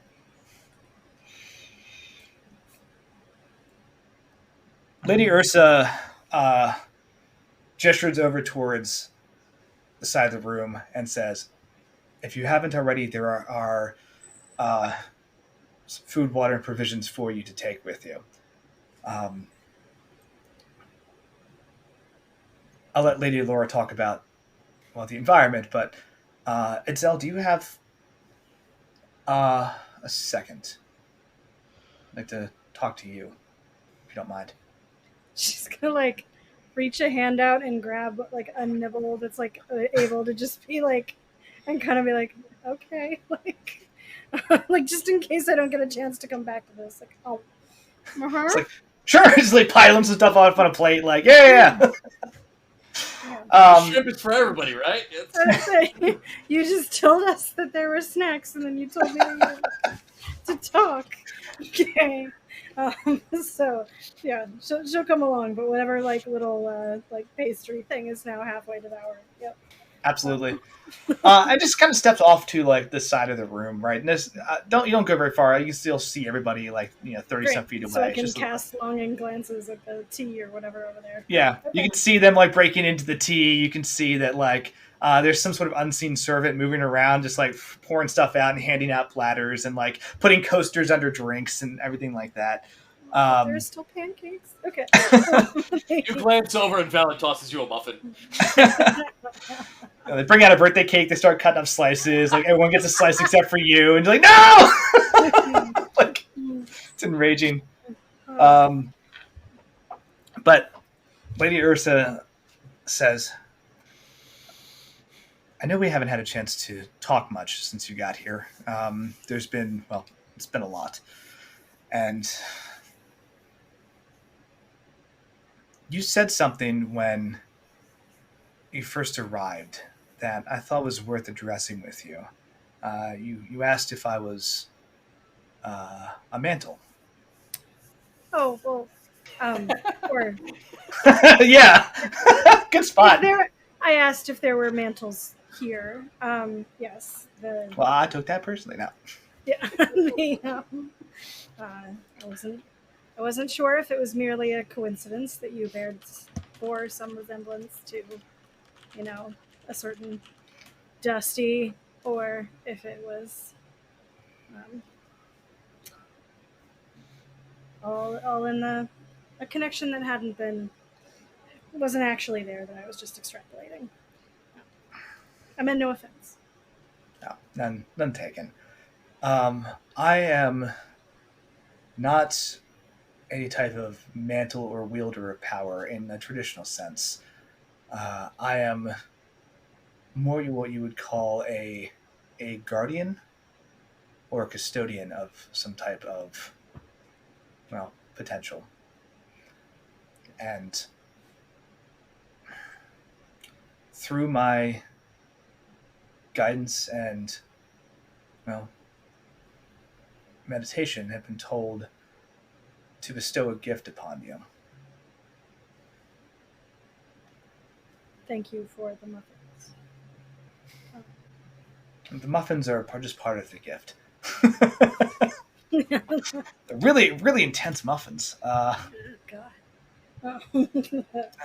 She kind of works through her because again, she's a person with that like just starry form and kind of cloaks of silvery light kind of coming off of her. Combs a hand through her being and actually like removes a cloak effectively of light and stardust that materializes in her hands and has like a weird like almost liquid shimmery look to it as she very formally with like good posture and everything presents it to you. I'm gonna like basically try not to like freak out too hard about it. With the this, is, I thank you very kindly for your generous gift, and well, like not even certain of like how to touch it since it has that starry like what is the texture that I am feeling when I receive this bundle o cloak. It feels like cool, watery silk. It's very bizarre. But as you hold it, the feeling like almost as if you were to put your hands underwater in like a bunch of like rocky river areas, and then were to then pick up that water and have it still continue to flow in your fingertips. It's a It's a wonderful strange description. I sensation. know that. But Yeah, yeah, yeah. Okay. Uh, um, the huh, um, thank you for. I suspect that we'll need it, so I know that this is it will it will be put to use.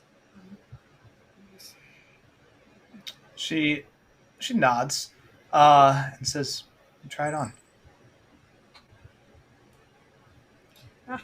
We'll uh, do a little like hold the two edges of the collar and like flip it over, um, and let it just sort of settle and rest over her shoulders, um, and that sensation of it like It's has a little bit basically of a calming sort of, yeah, but yeah, there's a almost like stillness. Yeah.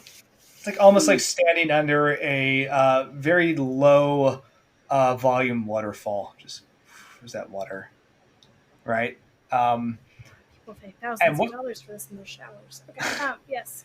what The what you feel is a strange attunement to celestial energy, right, around you. As you don this cloak, you start looking around the room, and you've already just been very in tune with nature, right? That's your whole deal. So to say that you've somehow like reached another level of attunement is pretty intense, given like the fact that you can wild shape and just talk to natural things that exist already and are so very comfortable in the elements. Um, but this brings you up to like X Games mode almost, right? Where you put on this cloak and you can actually start to see on an almost magical or natural level, like the different divides of elemental makeup. You're not quite looking at it through matrix code, but like intuitively, all these different elements swirling together, and like the actual, um, basically like atoms of being start to kind of track, and you can pick up where they're actually like different energy sources and identify them almost at a very quick glance, which is wild and a little overwhelming at first. And I think it takes you a couple seconds of breath to just like settle and like start looking at everything around you again. You can start seeing those breaks between like where necrotic and radiant energy are, where you can see like um, air and water and fire and earth, and where those different things seamlessly blend together, have those hard lines that stop one another, just are highlighted and easy as breathing for you to kind of see and potentially manipulate. yeah, initially, like the like intense pupil dilated response, I imagine has her just kind of like bouncing her gaze around to different things in the area, and then settling a little bit more in the this is, as I said, generous. um, I imagine I'll have to get used to all of its usage, but um, thank you for She bows and additional says, sight. "It was determined by powers much stronger and much older than me that you should have this.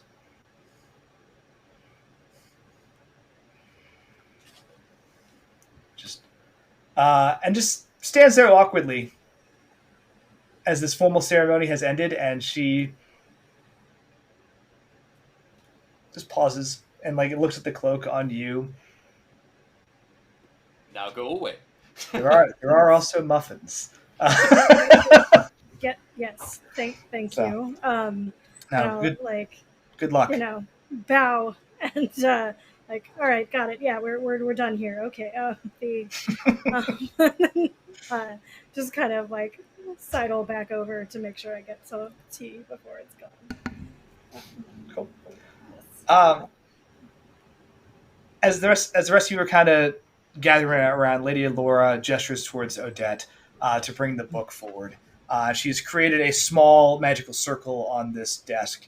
Um, she says, "Now, what's going to happen is I'm going to effectively work as a conduit for the four of you to enter into the combined, occupied realms and power of this book. Once you are in there, and once you have, well, stabilized your presence, I will relinquish my claim on the book so that you have more leeway and power while you are in there.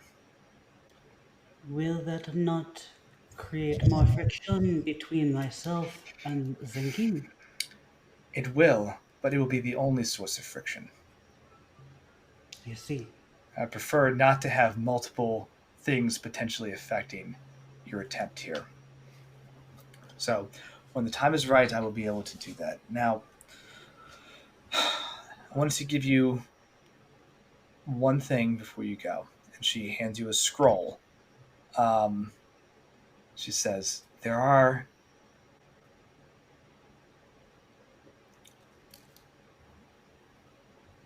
things in this book. There are old things, there are strange things, and there are things that are attracted to just a wealth and accumulation of knowledge. These things may not be your enemy. These things may simply be there as an effect from the existence of this archive. But they are dangerous. And this may help you. And hand you a scroll of greater restoration. Thank you. Yeah. So these creatures, um, they are knowledge. They are walking sentences. They are walking archives, if you wish. Is that why they are dangerous? Creatures that value protecting knowledge, there are creatures that value accumulating knowledge, there are creatures that value stealing knowledge, right? Envious of it. They are all vulnerable, just like you and I are, to damage, but will, of course, fight back if threatened. They may view your very existence as a threat. They may not. They will, however, yield to whoever the true master of the book is. Since there currently is none, they can harm anybody they want. But and they are dangerous to us because they may try to take knowledge from us, or simply if we bump into them. That is a danger, yes. Well, most knowledge is, I suppose. What should we expect as far as the landscape? It is a library, Oh, an endless scrolling library. Towers, floors, just levels upon levels of endless knowledge. Well, I won't say endless, but thousands of years worth.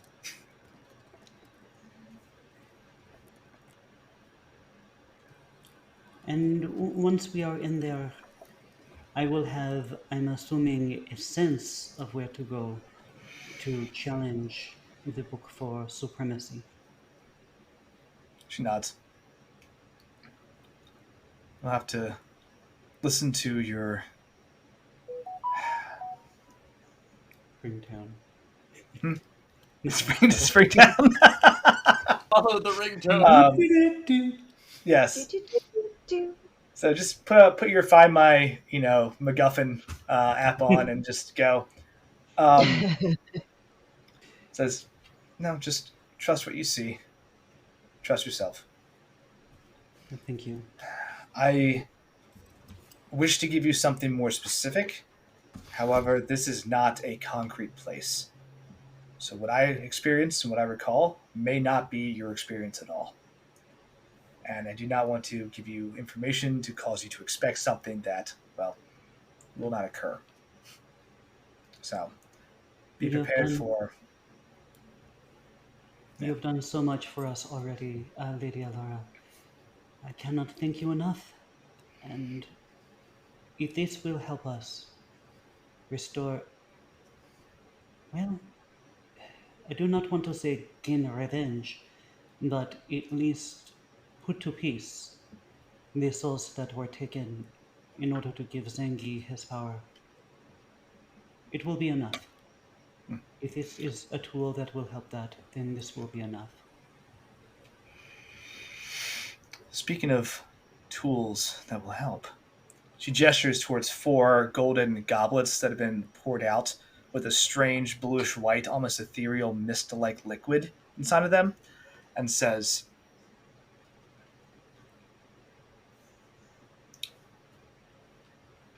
one last gift. It's raw knowledge and incarnate.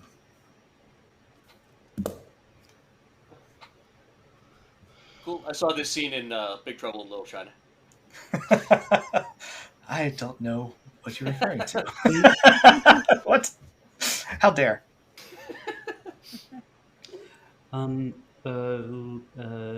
Yeah, Odette goes over to one of the goblets and she grabs it. It'll take one and just toast you. And she raises her own goblet, which is filled with like a dark wine, and drink it. And as you drink and gain this additional power, you feel a surge of energy and competency within yourself. You feel that your powers are expanding beyond what you've even been capable of. You feel yourself stronger, faster, smarter, harder, better, or whatever. You're level 9. By roughly 1/8. Yes, you all level up from this condensed power source that she is able to provide to you. And then she says, "Okay, if you're all ready," and she takes the book and forcibly just slams it open. Because it like almost snaps back at first, and then the circle has these strange threads of bluish golden light that snap up, grab the book, and pry it open so it stays open as it almost starts fighting back. And she says, "Okay, good luck." And with a series of arcane gestures and words, the 4 of you fall from your standard human forms into just a pile of pages and notes that she picks up, slides into the book, and then releases those threads as it slams shut, and you are inside. Nice. So we'll take a 10-minute break here and pick up inside the book. Yay. Heck yeah. We were not smashed between pages. Yes. Yeah, it'd be fun. Yeah. Deal with whatever is on that side. It's probably fine. I have an important question. And this is more of a little bit of a retcon, but not entirely. Remember, all your animal friends are in nice, safe spaces. right? Gruff is here. I forgot to say that, but Gruff came with us. Okay, Gruff's rolling with you. Too easy. Gruff also just turns into a pile of notes and pages and is added into the book. Do you bring Bonbon, Bella? And Itzel, do you bring Burble? Burble is in the canteen on my belt, so I can let him out if we choose. Yeah. Okay, cool. Same thing for Bonbon. Hey, Bella, it looks like you're going on an adventure. Do you want me to go with you? Little clippy, Do you want help with that? Yes, but also I don't want anything bad to happen to Bonbon. Oh, well, it's okay. I mean, if something really bad happens to me, the worst that would happen is I would fall back into, the natural life and death cycle of this world. And, someone like me would come along again.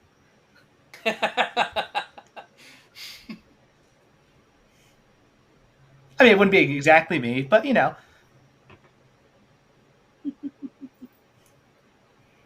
I see you're more concerned about this than I am. Would you like me to help with that? I can cast Calm Emotions again.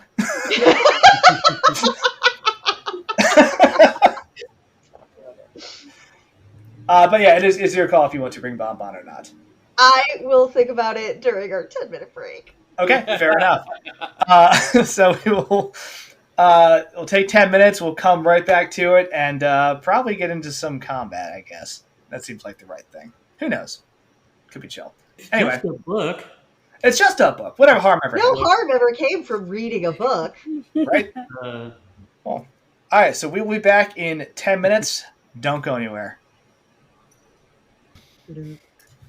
So a decision has been made. Oh, no.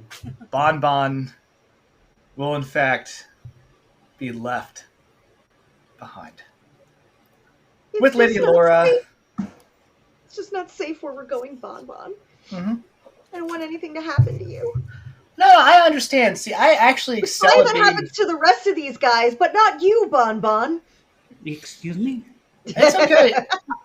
It's okay. I am a being that is designed to be here to help, and while I don't view myself as expendable, I am willing to take different risks in my life, and that's important to me. But I also excel at spending time by myself, and I actually enjoy my alone time because I really have a good relationship with, me. So, good for you, emotionally healthy buddy. Corgi Size kind of hops up and tries to make tea with the little elephant paws and knocks over a cup. I'll figure it out. Well, now we also need just to work on that while we're gone, and you can show us what when we get back. Okay, I'll make tea when you get back. It'll be good. Good tea. Oh my gosh, I'm getting flashbacks. I don't know if anybody remembers Homestar Runner and Little Brother. No? I don't. I remember Homestar It's- Runner. I do not remember Little Brother. It's a little dog that has one back leg, and he's overcoming adversity, and he'll do it all on his own. No, yeah, exactly. I'll do it all on my own. Don't you fret. And I'm like, oh my gosh. I'm getting these vibes from Bonbon. Bonbon's personality when I created her was literally the clippy dude from Microsoft Word. Uh-huh. Well, now I don't like it. Yeah, It's like, hi, I see you're trying to do something. Can I help? Just super cheerful, super but it won't actually do anything unless you tell it to, which is great because Clippy was like, I changed everything. And it's like, why, Clippy? This paper's due in an hour. Why would you do this to me? Why must you be like this? Yeah. Anyway, let's get into this room. Let's. Wow, I'm looking at the name change on Bonbon you did over there at Owlbear Rodeo. You monster! I'm so sorry. I didn't mean to change the name. Bonbon's actually just gone. We can forget about her. So there you go. That's cool. Listen to the Veilbreakers chat. Picture. You were afraid to bring her with you because she might get hurt, but it's like you killed her because she's gone now. I'll stop. I'm being terrible. I'm a DM. I just do this for fun. where's You can the? wait in the car, but There we go. There's the button. So Mhm. Wait in the car, but they better have, like the AC on and some soothing music. And, Windows cracked. I mean, your car actually had really nice, standby mode. I Until got that sorry, Chantel's car bitch now, but Ugh. Yeah, that's too soon. is You it? can either Okay. make us really upset by saying one of two things: stuff about our car, and also Chantel. I think you can see it. Yeah, I'll show it to you. I have a category Sorry, of. I had to stop what looked like the cat eating plastic. Speaking of things that cannot be left alone. If you can see it right here, people who suck is the category, and Chantel is in it. So try to make everyone put everyone in the correct box, right? So you arrive inside this beautiful grand library, right? With a burst of magical energy, right?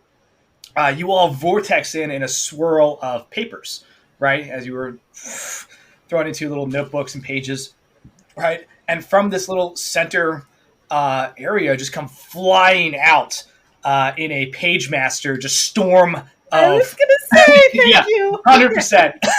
All right. Just eruption of paper and notebooks all around, as you then haphazardly but mostly awkwardly just reform around this thing, kind of stumble to your feet, there's a moment of your backpack lands next to you, your left shoe lands kind of all on the other side. It's okay, there's a quick moment of kind of resetting your gear, but all of it comes through. You get it all back where you need it, and you have a moment to kind of assess the area around you. So as you look around, you can obviously see everything that's on the map, right? This is a big area, by the way, just so you're tracking scale, right? To the other side, it's almost 120 feet, right? So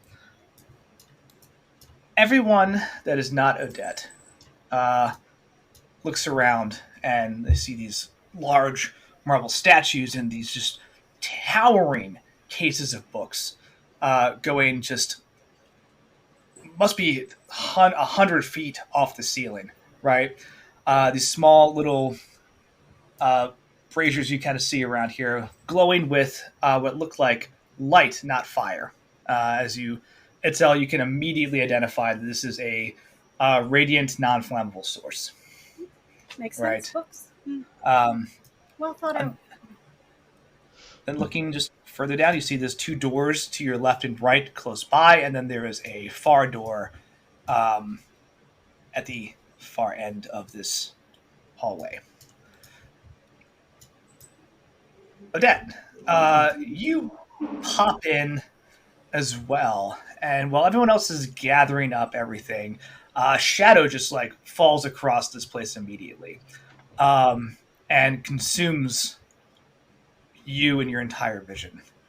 And a second later, you see your good friend Zengi, right? Just kind of emerges from nothing in his messed up, rotting, decrepit corpse form, right? All hunched over with weird glowing eyes, and just looks at you, says, "What are you doing here?" I'm This doing is not something yours. that I should have done a long time ago had I but known. You do not belong here. And I'm leaving. And she moves to leave. You'll start walking off in this endless shadow kind of space where there's no terrain features, and you start to actually think to yourself, there's no up or down here either. What are you standing on? That gives you a weird moment, and then you just nope, I'm gonna ignore that thought and proceed to follow the Looney Tunes rule of not looking down. And then Zengi goes,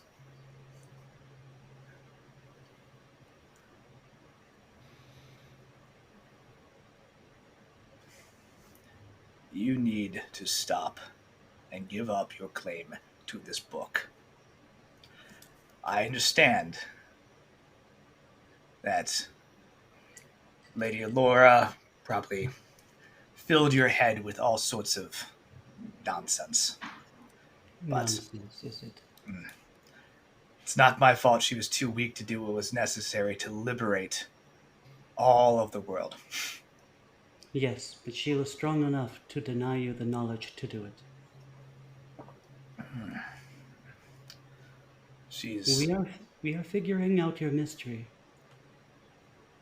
and we will do it, and we will defeat you. and she'd tell you that if you are killed in here, this beautiful library will retain your knowledge and your essence for all of eternity. And she mentioned that part. I don't know. Well, If she did and we came here anyway, what does that say of us? I think you're here. And she takes like strides toward him. I think you're scared. And I think you are more scared of others than perhaps of me. And maybe that is why you are approaching me like this. But my friends are with me, and I am with them. And we will oh, not let you defeat us.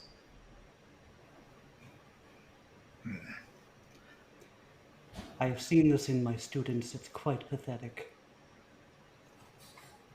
Why don't you leave us alone? You'll know when we're done. shakes his head, says, The rest of the party tries to hold in the yes queen that's inside right now, but yeah. "Yeah, I want fuck to you, fucking roll. dude!" I want Like, to fucking roll intimidate. I want to whatever I need to do to like show him off. you know, throw hmm, throw a. So it would not be an intimidate. This would be a persuade, actually. Oh yeah, I can do that. That is a 23. All right. Ooh. I'm specialized. He sits there and just stares at you for a good long 10, 15 seconds, right? And it's eerie because he doesn't move, doesn't breathe, doesn't blink, just stares. He says,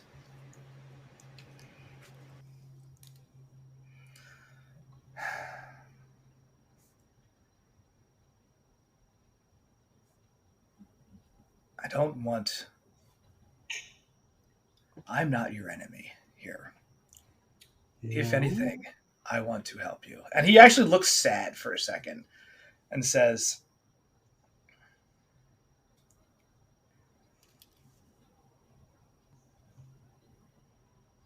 "I want to show you, well, I'll have to show you the knowledge that I have accumulated over time. So you really, truly understand who I am and what wonderful things I can do for this world." we have seen this. Zengi, she seems almost sympathetic and like sad for him for a second. It's on a map. It is the desolation of of Shar, and it is part of the city that we grew up in, that we call home. They are scars. Is that what you want us to see? Is that what you want us to know? The lives that will never be lived because you ripped them so untimely from their bodies? We already know this. You will not persuade us, and you will not deter us from our quest.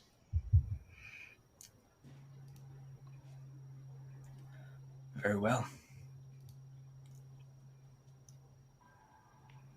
Good luck. And the darkness goes away.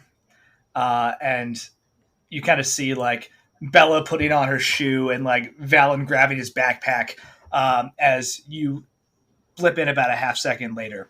Oh, could we not see that? Nope. Oh, god damn it. Okay. So All right. this is just in translation, Odette got pulled somewhere. All right. Um, Sorry, and I couldn't be your height people. now everything kind of comes back to, where you are now. And you look around and you just hear that echoing, just good luck. Odette, like, as if she has been holding her breath for an eternity, lets out a huge sigh and just kind of like doesn't crumple over, but like definitely grabs her knees and then like stands upright and she says, Oh, "You did not see that?"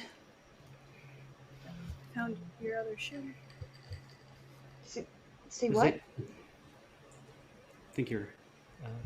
Sorry, Sorry. Vicky. There we go. Found your other shoe. She laughs. I didn't see where it went either. No, these are point shoes. I swore I told them I tied them on. No, I saw Zengi, and he tried to threaten me once again. And he said that he truly wanted to help me, and he would eventually have to show us the knowledge that he has accumulated.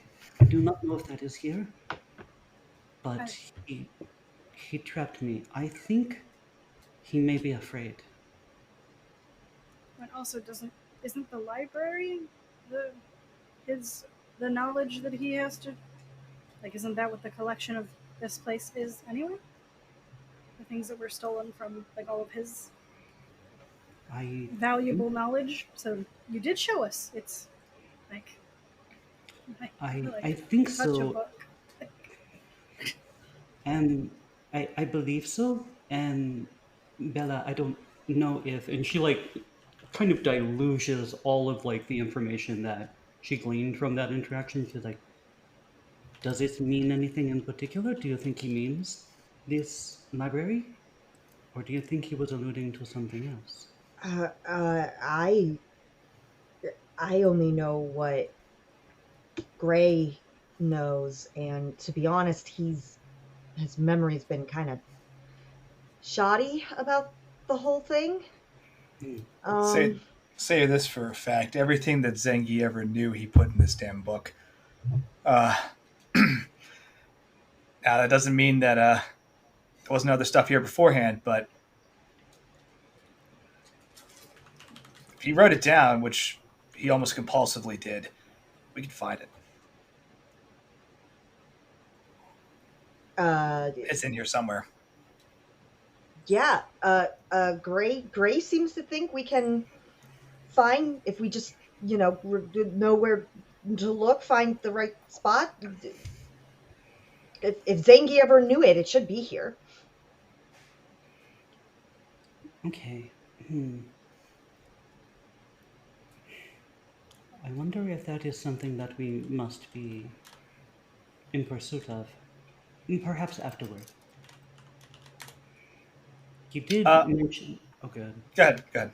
He did mention that you said Lady Alora filled our heads with lies, but we know for a fact that Lady Alora has said as much, perhaps even Dusty and Sunshine, and I'm assuming probably Gray. I hope she said maybe a little like too loud. I hope you agree with us, Gray. Kind of like raises her voice. That Zengi cannot be trusted, and he may be lying. Maybe his default.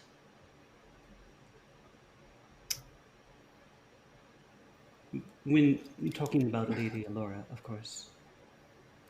Gray responds to Bella saying he believed in everything that he's saying. Doesn't make it right, but he 100% was ready to literally. Well, he's ready to let others die for his progress.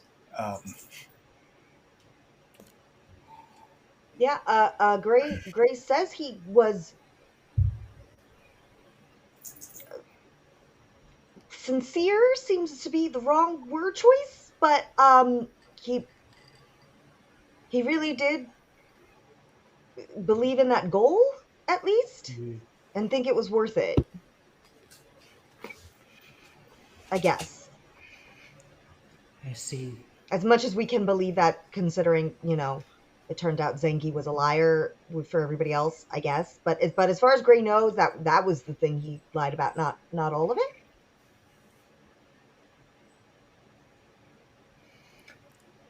Well, I do not know if this makes me trust him anymore, but Valid. I mean, we could go forward. I don't know. If he shows up again, maybe it wouldn't hurt to see what he's trying to show. I mean, maybe we'll get lucky and it'll be something we can use against him without him realizing it. I will remember that if it happens again. All right. Anybody who would like to, feel free to make an investigation check. As you were kind of getting settled and like looking around this area.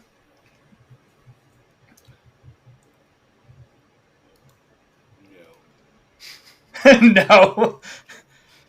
This is. I rolled a no. Oh wow! No, I rolled well. Okay. I'm trying to stop Gruff from eating books. I'm like, no, stop. I mean, I'm sorry. investigation, not great, but perception. I'm so sorry. Mm-hmm. There you go. Yeah, Gruff's over here just munching on some of the books on the shelf. Yeah, No. investigation, it's a 9. 9. Okay. Bella, you notice one of the books, I'll move you a bit, over here on this table, right? Conveniently just placed open for you. And as you look closer, you can see just an insane amount of symbols and writing or symbols and runes and like strange etchings with the occasional common word thrown in there of just this mismatch of nonsense as you're looking at it.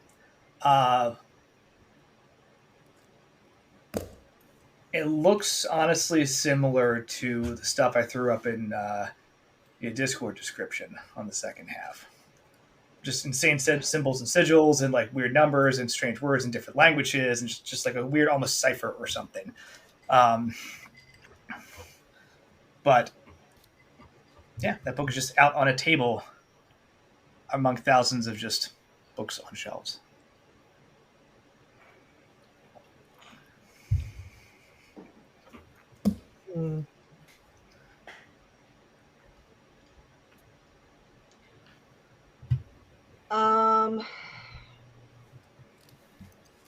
And it's definitely not anything I can read with my language proficiencies. You probably wouldn't be able to read it now.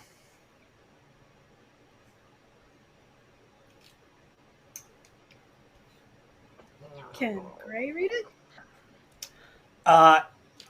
Gray does look at it and go, this is, I mean, it's obviously a cipher of some type, but not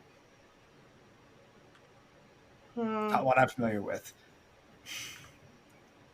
And this will be like a weird given, but like you recognize that the quote unquote handwriting in your brain on that piece is not the same as what's on this paper. So even if Gray like recognizes it and is familiar with it, he didn't write this and he doesn't know how this works specifically.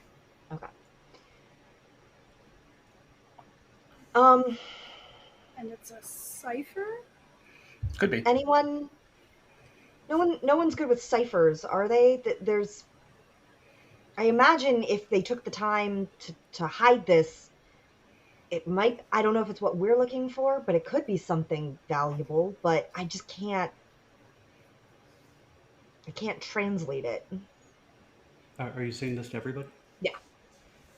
Odette like seems alone in her thoughts and kind of like lost, but her like ears kind of like perk up a little bit, like through her purple hair, and she strides over. Let me see if I can. Show me. Yeah. I'm gonna show the book. Dana White it. Odette peruses it with her special eyes. Her Okay. specialized. Yeah, the text on this book swirls and translates in real lines for you, Odette. The rest of you can't see this, but your mind is able to make this translation as you're staring at it, and I think your eyes start to just glow a faint dark purple as this ability is activated. And what this is a journal. As you start kind of skimming through it, it's incredibly dense and technical reading. But it effectively starts with the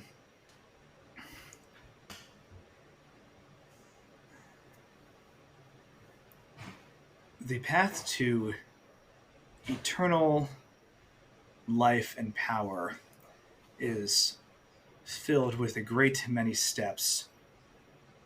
And my studies have indicated those who have come before me have failed and fallen into multiple pitfalls.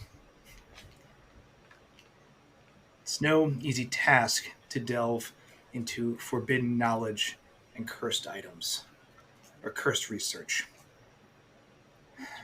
There are those who their very being is so overwhelmed with the arcane potential that their minds are fractured and their essence is ripped from their bodies.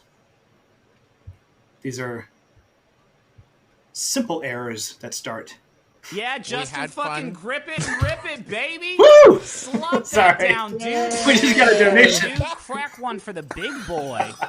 Oh, let me bring that back to 7 where it's supposed to be. Thank you for the donation. Man, that scared the shit out of me when it went off. In the middle of reading this thing, and I was like, "Oh!" I just throw my coffee everywhere. Like, What are you doing drinking coffee at 9:00 at night? I have somewhere to be. What? It has a half-life of 5 hours and a full potential of 10 hours, sir. Yeah, so I can go to the gym. It'll be good. Okay, right. So, but that's initial part is the initial buy-in and cost of this research has claimed so many people even before they truly reach any level of complication or challenge. And as you're reading this, please make a knowledge arcana roll. Odette? All right. Yeah. I assume Odette, since I couldn't actually read it. Yeah. You can also read it out loud, so it depends on Oh, yeah, how you she do it. chooses to read it out loud. Okay. If you read Okay. it out loud, I can help you. Yes. Cool. She reads it out loud and does her best Zangy voice, kind of unintentionally. It's just the performer in her, I think. Zengi is his best voice impression would be a inconsistent but rather low grumble Emperor Palpatine. I can roll performance on that too if you want.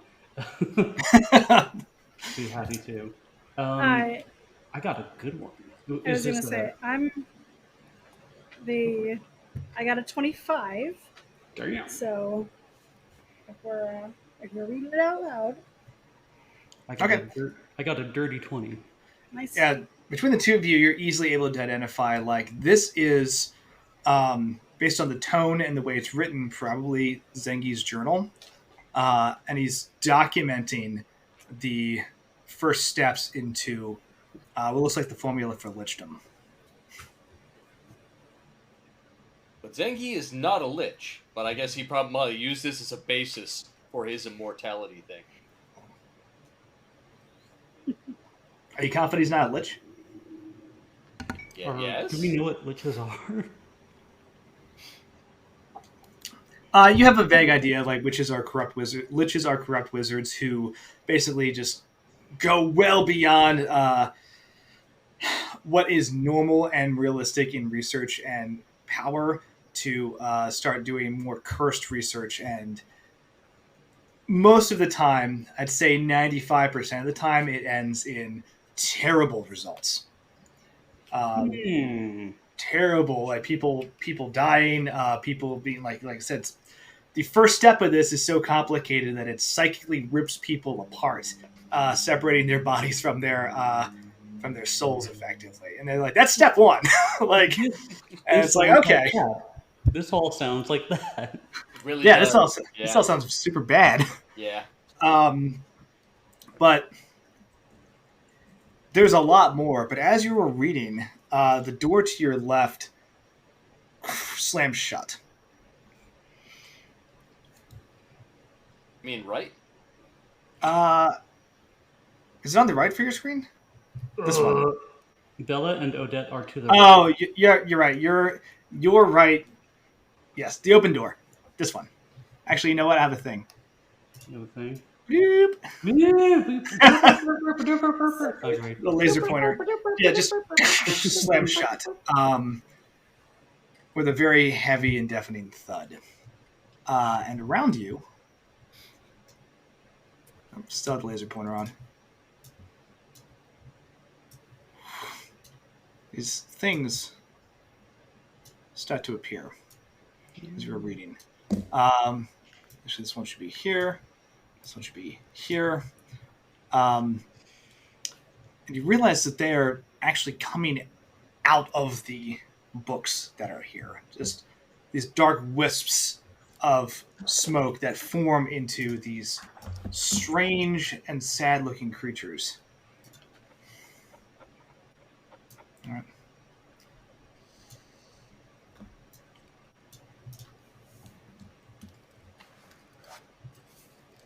I need you all to please roll initiative. I'm gonna keep adding a few more things to the map, but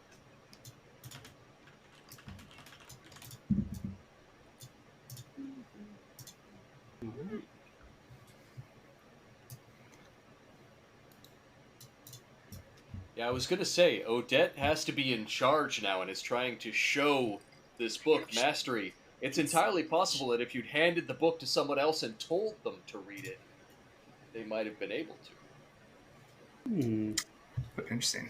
That's a very... Lich, please. Alrighty, let's get some initiative rolls going. I have these stats somewhere. Okay. I actually rolled relatively decent. I'm so excited. All right. oh God. Terrible. Consistent. All right. That's fun.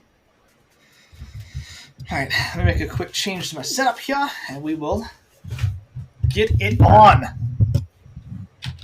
Right? Is that what the kids are saying nowadays? Yes. Get it on. As the kids say. As the kids say. So. Let's get it on. Let's get ready to do things.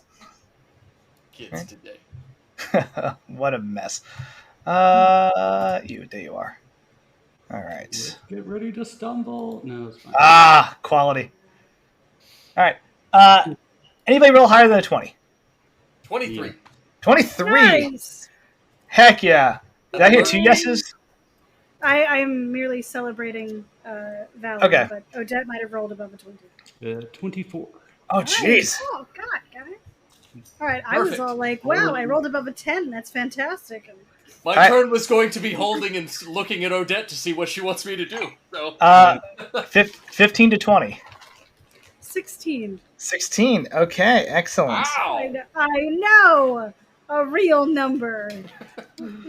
A grown-up initiative. A grown-up initiative number. That is what I got. Okay. What did Bella roll? 11. 11? Okay. You were not last. Yay. Double digits. Yeah. Yeah. Well, once I added it was not Yes. rolled as double digits, but it ended in double digits. Yeah. And crawl on your way up to success. All right. So this is number.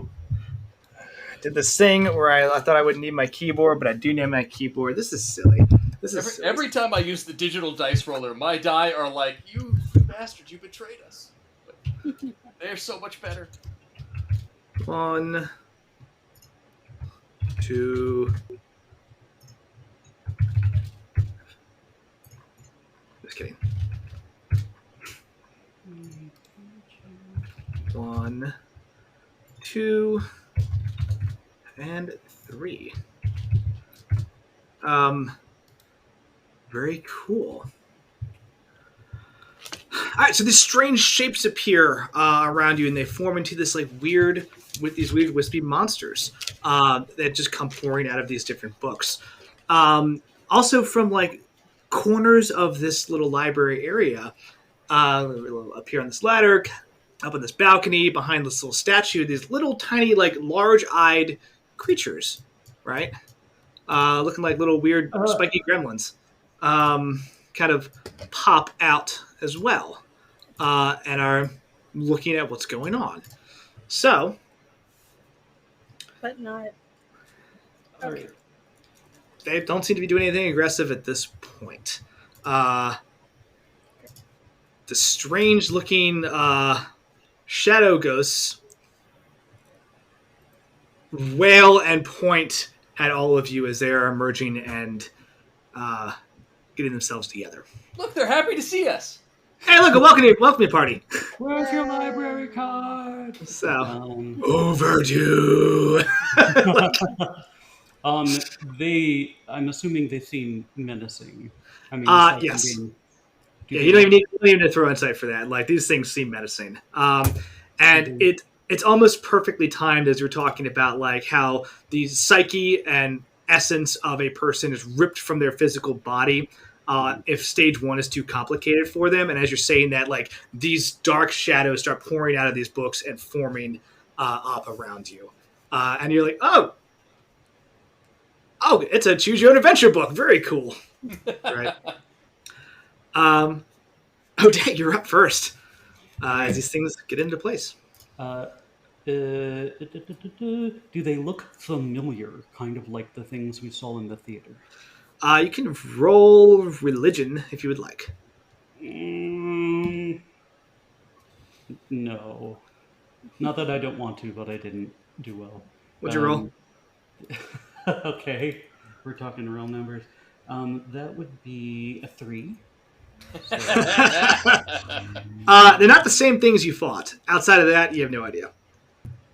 Okay. Odette points to number 1, and she says, everybody, we focus on one enemy at a time if we can. 2 if we become separated. And she like points to number 1. She's like, strange things with eyes, we will deal with if they try to deal with us. And so she does a running leap over to this one. Okay, heck yeah. And starts to does a running leap and lances out with the javelin of lightning. Let's see what we got. Oh, it's gonna be nice. Okay, that is. I'm rolling real well. That's 27 to hit. Barely hits, yeah. Barely hits. No, that's a solid hit. I know. Solid connection. Fantastic. And that is a 1d6. That is 4 plus 5. That's 9. 9. Okay, good hit. Hit again, and that's a natural 1. So, dice giveth and taketh away. Now, what damage type was the javelin? Oh yes, that was not lightning. That was just magical piercing. Okay, good to know. I rolled a 1. Can I continue to do attacks, or? Yeah, absolutely. Like your second attack just whooshes through the thing. Fumble. No. Let's get ready to fumble. Anyway.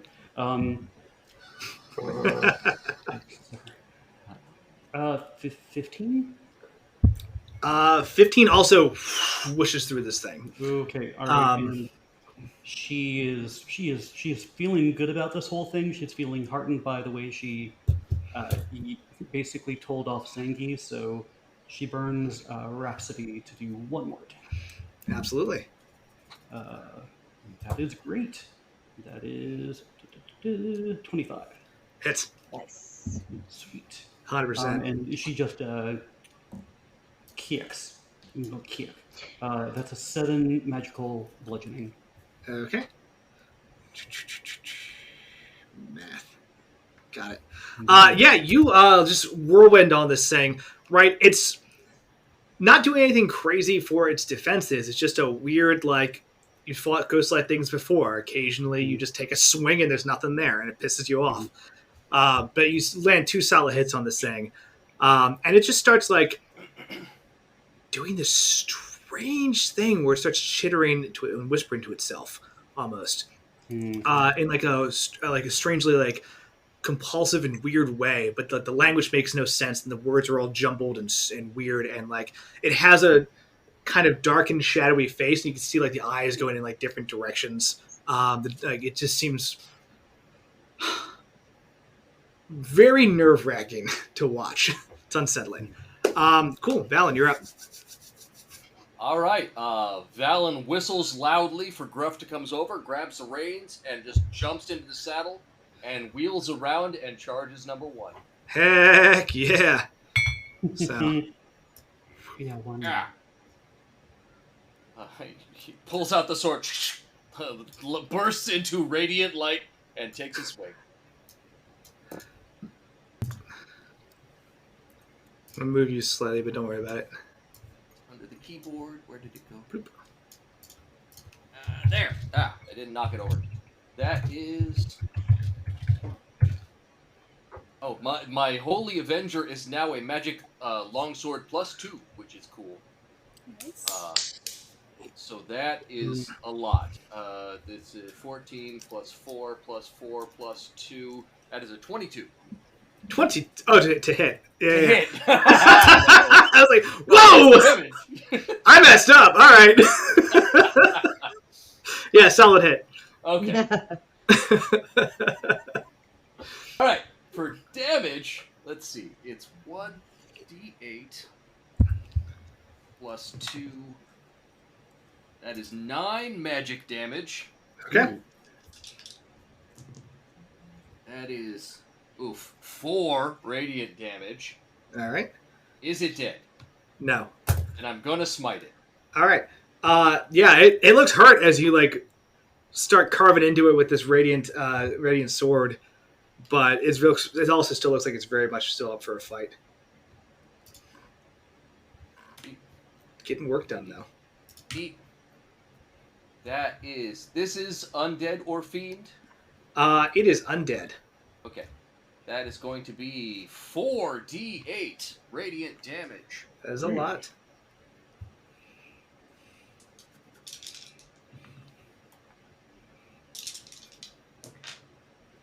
Ooh.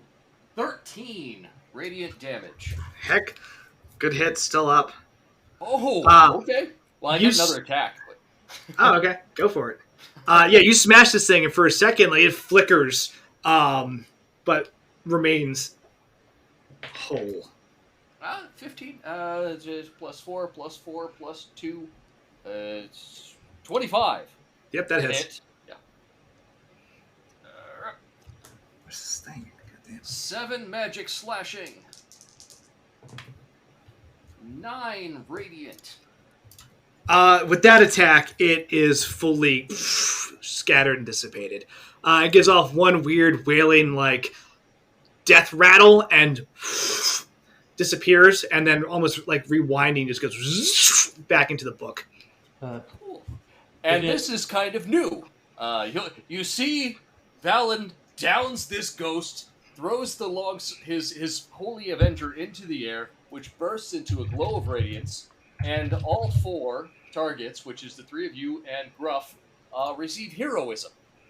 You are now immune to fear. Fuck yeah. Sweet.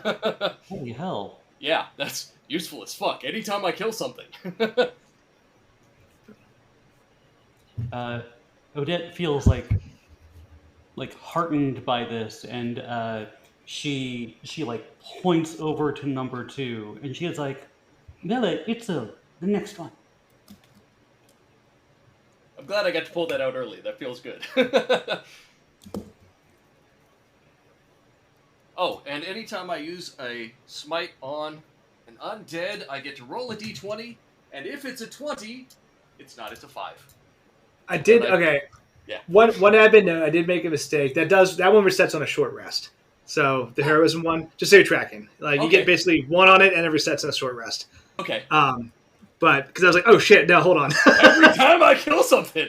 Yeah, I was like, that's not how that's supposed to be written. Single time. But so you can still use it if you want to, or you can hold it. But either way, that's the. Yeah. I'm going to pull it out now just because I think it's in character that he lets people know. Hell yeah. 100%. Yeah, everyone is immune to fear, and you gain temp HP equal to your spellcasting ability modifier. Everybody gets 7 temp HP. And you gain that back. And you gain that at the start of every turn, by the way, for you. Wait, what? So, this is a enchantment up to 1 minute. Yep. So,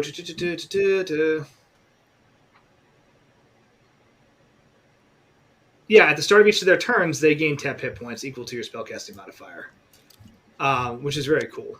So now, temp hit points don't stack; they just replace, right? So if you have 7, and the next turn comes around, you'll just replace that with 7. But if you take damage and get knocked down to 2, that gets replaced by 7, right? It's kind of how they're set up. But nevertheless, very useful. So, cool. Good move. These weird creatures over here start to kind of like chitter back and forth to themselves. Is it a good chitter match? Are they cheering us on? Or even just like still considering whether or not they feel like bitey today? I don't. Number 1 kind of moves up. Actually, stays where it is. And Odette, you have a moment where like you finish attacking this weird ghost, and you and Valen finish it off, slap each other like a sweet high five, right? And then turn, and you're met with this massive eye that is just staring at you unblinkingly, and then there's just like a surge of energy that comes out of it. And I need you to make a establish dominance. Oh, I actually need to roll for this. All right, wow, fucking wild. It's decently high. I need you to make a DC 19 charisma deception check. Deception check? Yeah. Yes, hi. Well, that's a natural 1, so... Okay. You we are have lost. 7 points of advantage. I was going to say everybody or just them? Just Odette. Okay. That's a natural 1. Do you want to use an advantage reroll? How many do we have? 7. Oh, yeah, let's do it. Okay. We have 6 Alan now. is just, the entire time is just cheering you on. Establish dominance on this book. So that is to deceive. That would be 24. Nice. Okay. Well done. Thank you. We're good at that. You feel for a second this thing just kind of pulls you into its just massive unblinking eye, and is like whispering strange things to you in a language that you normally wouldn't be able to understand, but just says like, "We want to know. We want to know. Tell us more. Tell us everything." You feel like probing through your mind for secrets and hidden things, and you quickly shut that down and force it out of your mind. And she like shakes her head and she's like, "Don't meet the eyes of the." She kind of eyes. don't meet the eyes of the eyes. Number 2 stares at Itzel and does the same thing. Okay. Secrets, we want them. They So I feed have us. to make this charisma or deception. As a charisma deception ability check. This one is DC 17. Okay, that's still not going to do it though. Yeah, no, that's a 10, so no. I do not make that. Okay. That eye just like radiates with that green energy and just says, tell us the dark, tell us the hidden. I put tahini in my chocolate chip cookies. See, So what they do is they it's really actually good. You should try this. magically learn one fact or secret about the target if they succeed in this back and forth.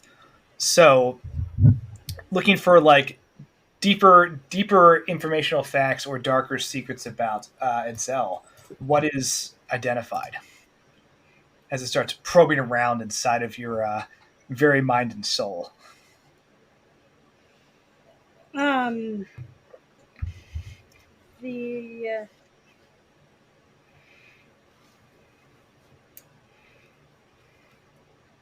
the way she had to give up her family to become a druid would be like it's not, you know, wholly, it's not a secret necessarily to her culture, but like Metzley is not her cousin, and the like she her people have to leave their families in order to study to be a druid, and it's, you know, painful when you start and still strange and painful later. So that's the probably the first thing that wouldn't take too much digging to get to. Okay. Yeah, you feel this thing like basically flipping through your mind, like it's like skimming through a book, and it stops on a page and just rips it open and goes, yes, shame, darkness, fear, good, good.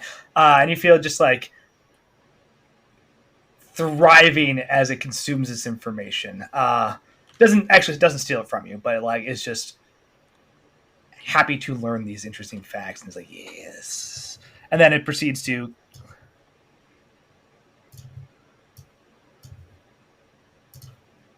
scamper back kind of behind this statue. You know, the last one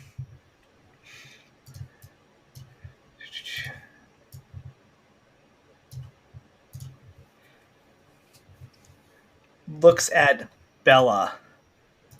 I'm going to do a thing. Okay. And I'm going to ask you for a DC 12 Constitution saving throw, please. As this one stares at you and puts you in like almost a green, like acid feeling spotlight that starts to like actually rot away your person. And just goes, You said charisma save. this is a Constitution saving throw, DC 12. So you get my bonus because you're nearby, which is 3. It's within 10. What's Yep. the bonus? 3. Plus 3. Question: are the eyes undead? No. Okay. Just you know. Okay, So. Constitution 12 saving throw. Okay. Don't you do this to me. That's right. Yeah, you better roll back. Okay. So that 13? was Okay. almost a nat 1, but instead that's a 13, and then when you add the bonuses, it's actually an 18. So Heck yeah. 6, 8. Okay, so you end up taking 4 necrotic damage as you save for half. As like except this, not really, because I've got my temporary hit points. yes, as this like beam of acidic light starts to like rot away at your being, and it goes, Sounds comfy. "Intruder, you're not supposed to be here." Ugh. Like, it makes a weird noise, and then yeah, so those are those things. Itzel, you're up. Great. This definitely sounds comfy and fun. Yay. Okay. All Also, sorts of cool shit in this library. Yeah. So you guys killed the wispy thing that you were on. Yes. So, I don't have advantage on the ones that people haven't hit yet, which is annoying, but that's fine. Okay, well, first thing that goes is we're going to use a bonus action to go into starry form. And we're going to do Archer, so the constellation of the Archer in my weird semi-translucent dark sky form. And then let's go ahead and hit it with something.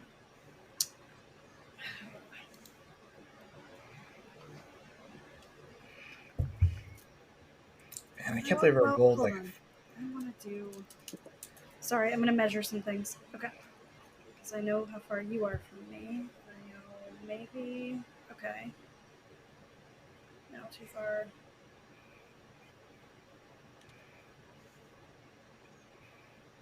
Okay. All right. I get most of y'all. Let me do some fairy fire. Oh heck! Yeah.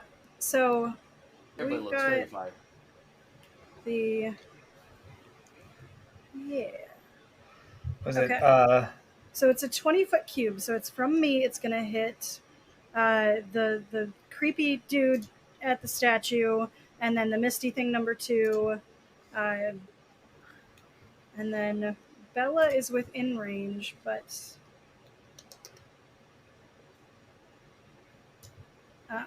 so she'll have to do a dexterity saving throw. She doesn't want to be outlined in light, but it also doesn't really matter.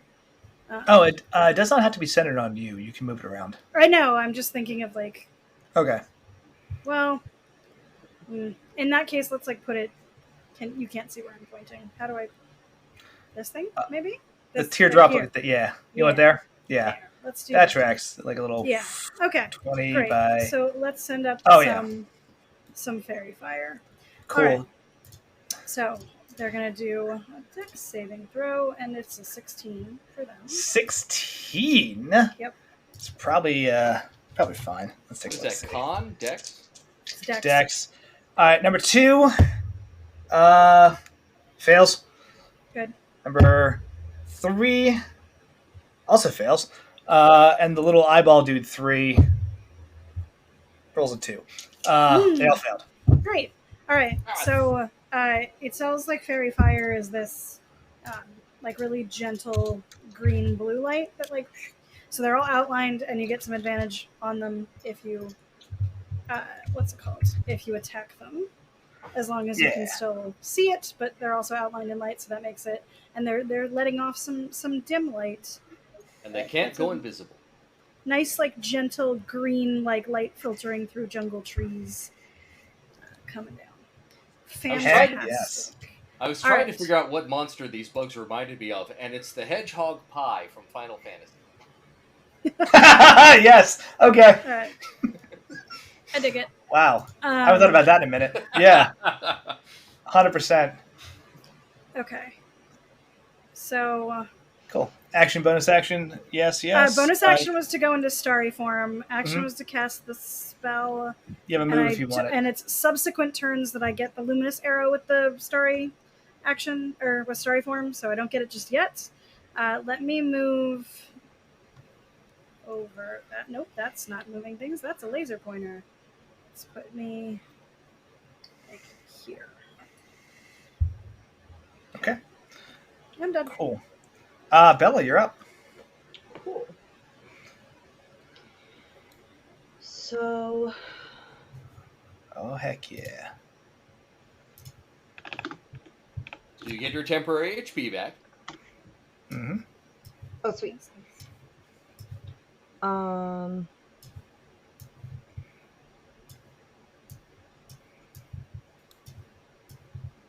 Okay. So that changes a little bit about what I was planning to do. Oh, shit. Okay, never mind. Yes. So what do you got going on? So We got a good range for an AoE.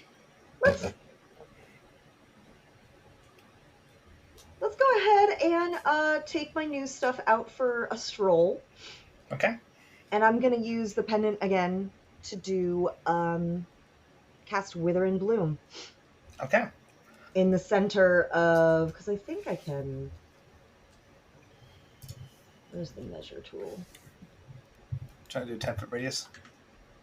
Yeah, so if I cast it right about, yeah, Yeah. that Yeah. is 10 feet to each of those three And mobs. you've got advantage to hit all of them because those are the ones that are lit up with fairy fire. AoE is a save. Yeah. Oh, boo, never mind. But still useful. Okay. You cast. You pull 2 more charges from this pennant and you cast another Wither and Bloom. Go ahead and roll damage.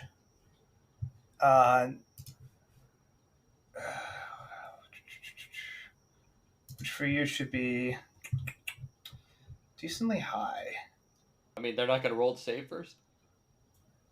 So they're going to take damage no matter what. It's that's whether they fair. take full or half. Is it a con save? Con save. Oh shit. All right, little eyeball dude actually passes, right? Does an 18 pass for you? I think it does. Pretty sure that passes, unfortunately. Cool. Yeah, I believe 15 is my general saving throw. Okay. That's just a lucky roll, but I'm good with it. That should be a lot of d6s. And this is necrotic damage? Yeah.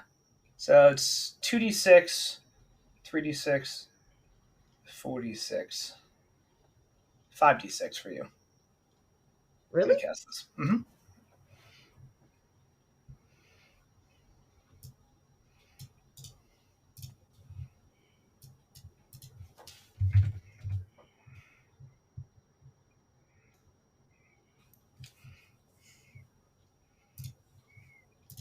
Oh, okay. That makes more sense. Got it. Okay, so 5d6? 5d6. Most rad. You cast this as a 4th level caster.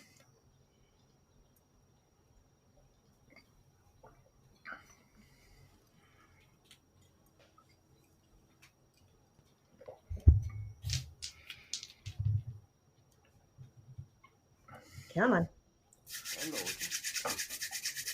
That is going to be 19. And do I get to add my spell bonus? No. Oh, okay. That's just AoE.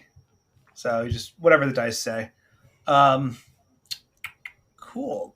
Beams. Oh, it's in addition, one creature of my choice can spend and roll hit dice and regain plus my spellcasting ability modifier. I was like, I know it said something about plus spellcasting ability modifier, but that's for the hit dice. 3. All right. You see the little eyeball dude start to just screech and wither, be like, I don't like that. And it like just kind of runs around trying to get out of the area and like kind of eventually breaks free of the radius, but not before the damage is done. The 2 ghostly creatures just bathe in this necrotic energy, and it just washes over them. And they continue to just like make these insane noises and sounds, but don't seem to be affected by the necrotic energy. Wow, rude. Okay. Do you want to try to fall back? I guess there are guys behind us, too.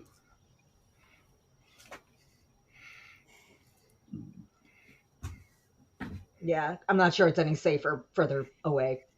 I'm a stay where I'm at. Okay. Cool. Little weird ghosties are gonna go finally because I rolled a damn 6 for them. Rough. I know. I'm having the worst time ever, right? This is within 30 feet. This is within 60 feet. 30 feet. Oh yeah, that's what I'm doing.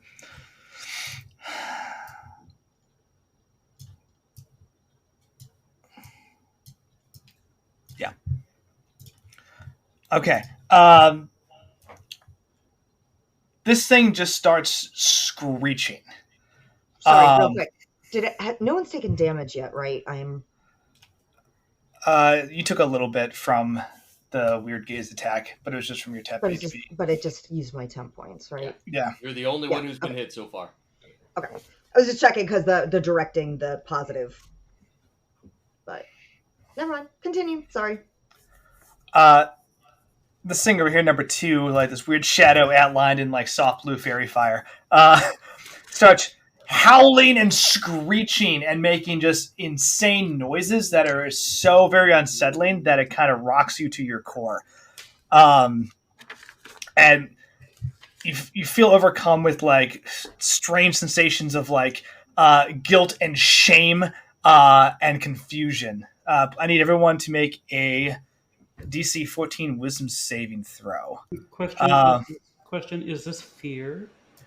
This is not a fear effect. All right, everybody but Itzel gets +3. Yeah. A plus how much? 3. You said a dexterity saving throw? Wisdom saving throw. DC Wisdom 14, saving please. throw. Okay. So I rolled a 3, which still makes it an 11. But if people don't mind me using one of the advantage things, I would appreciate. Thank you. Go for it. I guess. I mind, but I can't. Oh! Okay, I got a that nat was 1. much better because Brutal. that's a 27 then. Okay, that'll pass. We still got 5 more. Do you want to reroll, Bella? Do you want to save? This is not the only combat in this place. I will say that and nothing more. I will accept my fate. Okay. I get a 23, so. Cool. And Odette? Oh yeah, I forgot to add math. I'm sorry. I rolled an 18 and 19, 20, 1. Unless you have like a super 23. negative score, you're fine. Yeah, you're fine. It was 15 was the number to beat. Oh, great. Then I did it. I did. Yeah. I didn't have to do any math. I'm so sorry everybody had to witness that. No worries. So that was burnt. So I need to do this thing. Make a note for myself. Don't worry about that. Okay, everybody takes some, let's see, 10, 16. Everyone who succeeded takes 8 points of psychic damage. As this thing just tries to get into your minds. Bella, since you failed, you take 16 points of psychic damage. And you are stunned for your next turn. So Stunned until the end of its next turn. Oof. As you are just overcome with this insane babbling and yelling, and you have to like put your hands to your ears as you're almost being like haunted by thoughts around you. Yeah, my camera just went to hell for no reason. Let me refresh. Let me reload this. I'll be right back. Cool.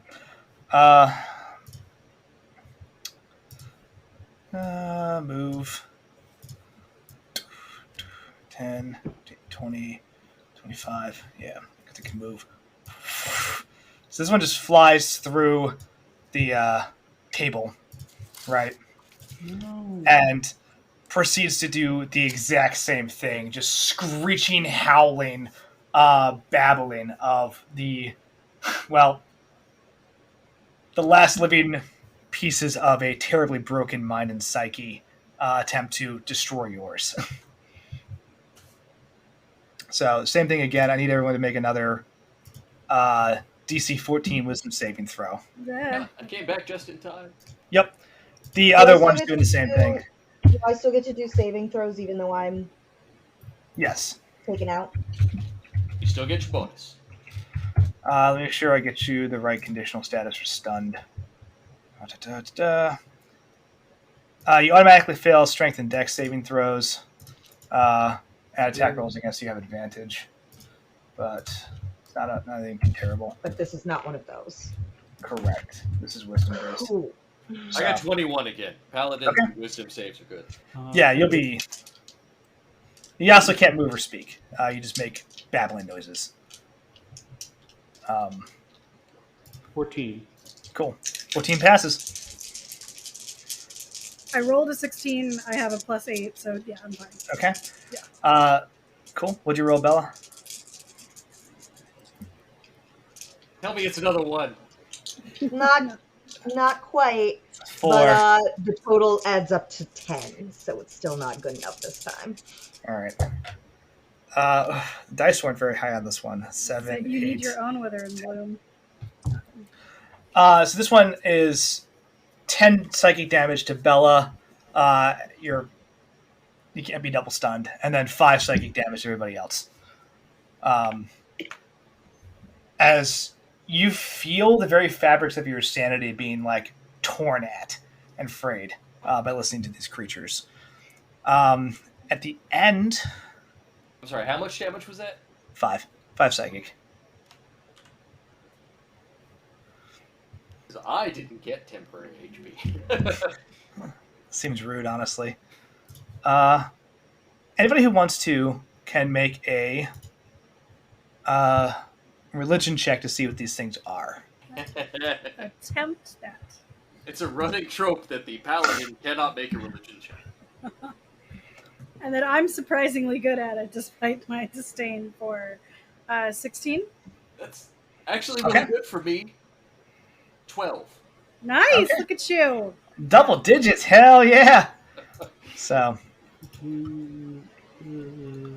15. So 15, okay. The three of you recognize Bella. Unfortunately, you're stunned and wouldn't be able to try like grok this. That's okay. I failed the dice roll anyway. The dice have abandoned me completely. Oh, geez, time to throw your dice out. Whoop, what'd I do? Throw the whole owlbear rodeo out. Start over. Uh-oh. Just shake it up using your Put the screen and shake it. Put a D20 on the sheen and grab it and shake the hell out of it. Shake it. Get that out of its system. Yeah. Shake it like a out the Polaroid picture. There we go. I did something silly for a second. Anyway, cool. You recognize this thing as Aleps. What? Aleps. You know, like Alice in Wonderland. Yes. Which are, terrifying undead monstrosities that tend to be the broken remains of people who have shattered sanity before they are killed, right? So they are basically the equivalent of your babbling madmen ghosts from Darkest Dungeon, right? So they just throw around terrible psychic accusations, and being around them tends to not be good for your sanity. That's fair. Cool.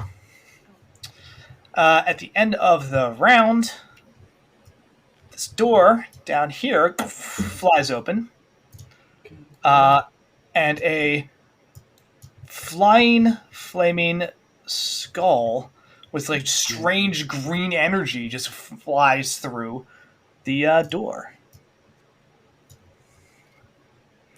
Cool. And that's on the initiative table now. Okay. But I doubt it's going to beat a 24. Nope. So, Odette, you're up. Great. It did not seem like the necrotic energy that Bella used worked on the ellipse. Is that correct? They did not seem affected by it at all. All right. Odette says, so actually, how bad do these ellipses or ellipses work? Look, how do they look? 2 and 3 haven't been touched. We beat the crap out of one of them and haven't touched anything else. Although they do still have the fairy fire, right? Yes. One of them does. No, they both do. They all failed that. Nice. Yep. They are not dexterous creatures. So we have advantage on attacks. Yep. Great. Odette says, if we can save whatever that creature is for last, and she like points at the flaming skull. She's like, let's get rid of these screaming things first if we can. If you can't, try to pick off the other ones. And she's like, starting with this one. So she does a flying leap and just kind of like spins almost like a helicopter in the air with her lightning spear, and smashes into it. So she Very, is very going to. Chun-Li from Street Fighter. Oh, definitely, yeah. All right. Cool. 11. 11 does not hit. Ooh. First one just goes through it. Ooh, that's a nat 20. Never mind. That will hit. I am just back and forth. It's how I bowl. I either get gutter balls or I strike. It's nothing fucking in between. Heck yeah. Double all them dice. Great. Well done. Oh, it went down. Oh god. Not good. Sound. That was a great audio effect, though. While you're recovering, with your rolls, I'll also give you the other things as well, since you've all got, excuse me, 10 plus. The other weird eyeball things are called Nothics. They are strange abjurations who are drawn to places of knowledge and are thrilled by learning dark magical secrets. Great. And can occasionally compel people to tell them said secrets. Anyway, that's all. So go ahead and roll. You got it. So 9, 10, 11, 12, 13, 14 points of magical piercing. Roll one more time. And we have advantage on these. Oh, yeah, you do. 15, Spelled wrong. that is a 22. For last attack? And you rolled double for your crit, right? Oh, wait. Yes, I did for the earlier one. It's D6s and they are fine. So 14 points of magical damage was your crit roll. Got it. Correct. On Alep 3. Okay. 22 to hit. Yep, that'll definitely hit. Yes. That is 9 points of magical again. Okay. Piercing. Got it. And I'm just going to roll the other two. So that's a 19 and then a 21. Both hit. Great. And that was just You really don't want these guys to do more stuff, do you? That sucks. Yes. Okay, so that is 11 points of magical bludgeoning, and then 8 points of magical bludgeoning. So she burns 6 stasis. Okay, yeah. Alep 3 goes from looking full health to looking real bad as a series of just vicious blows come from Odette and do a lot of damage to this thing, but it is still up and ready to fight. It turns and looks at you with that like hollowed out face and just goes, "Give us your mind." And it's kind of reaching towards you with that strange smoky darkness. Valen, you're up. I'm going to go dice switching. All right, I'm just going to put myself right here and block the opening. But Odette said to attack this guy, and so I am going to... Just this thing that's almost dead, I'm going to fuck it up. Just stay tracking, because I think you were offline for a second. The Alep did float through the table, so they can move through things. Okay. Just in case that messes with your positioning. That's fine. I think that's still me blocking Odette and Bella. That's good to know, though. Okay. All right, I'm going to hit this thing. Try the dice roller. Okay, it's not bad. 25 to hit. It's not bad. Ooh, heck yeah, that'll hit. That is... No, I'm sorry. I always forget to add my strength to physical attacks. So 13 physical damage, magic, slashing. And boxcars, 12 radiant damage. Wolf, it explodes as it's like reaching towards Odette and just says like, "Give us your mind." You just put your sword through its face and it just shrieks, cracks, and explodes with like a shatter of radiant light. Nice. Very well done. Odette, like, Yeah, this is the one downside of mounted combat, which actually, I keep forgetting as mounted combat I'm supposed to roll with advantage. I cannot move, attack, move. So yeah, so Gotcha. I will stay here guarding these two. Okay. you have things you can throw. I already attacked. I could get a second attack, but you're right. I get a second weapon attack, and I've got hammers. They're not magical. Let's see what happens. Chuck a hammer. I have throwing hammers. Hammer o'clock. Is that how that goes? Yeah, that's a 25 to hit. That will hit. Hammer time. It's hammer time. Yes. That doesn't sound right. You said those are non-magical? Okay. They're non-magical, and that is 5 points of bludgeoning damage. Okay. It's all good. It hits the ally. You can draw the hammer. It's like slowly floating towards the two of you, being like, "Your minds will be broken. We will consume your sanity." Consume your sanity. And just like just keeps going. It hurt it, but it wasn't. Yeah, wasn't a lot. That's right. Look at it. Look over here. Yeah. It's got like a little dink right above its eyebrow. Like, it's a taunt. Very cool. Very cool. Little Nothics are gonna go. Seeing how this is kind of going down.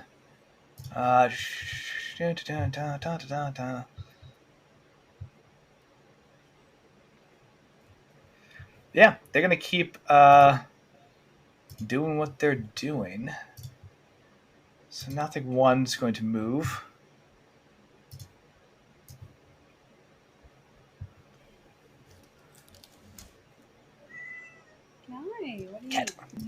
So no, it's not. It's just gonna try to compel magical secrets from Odette as it just stares at you again with that eye and says, "Tell us, tell us, tell us, tell us." All right. I need you to make a. This is a 16 charisma deception. Skill check, please. Got this. Or not. Wait a second. So got your +3. There's not a point for this one. There's not a what? This is a it's a charisma deception check. It's not a saving throw. Okay. Correct.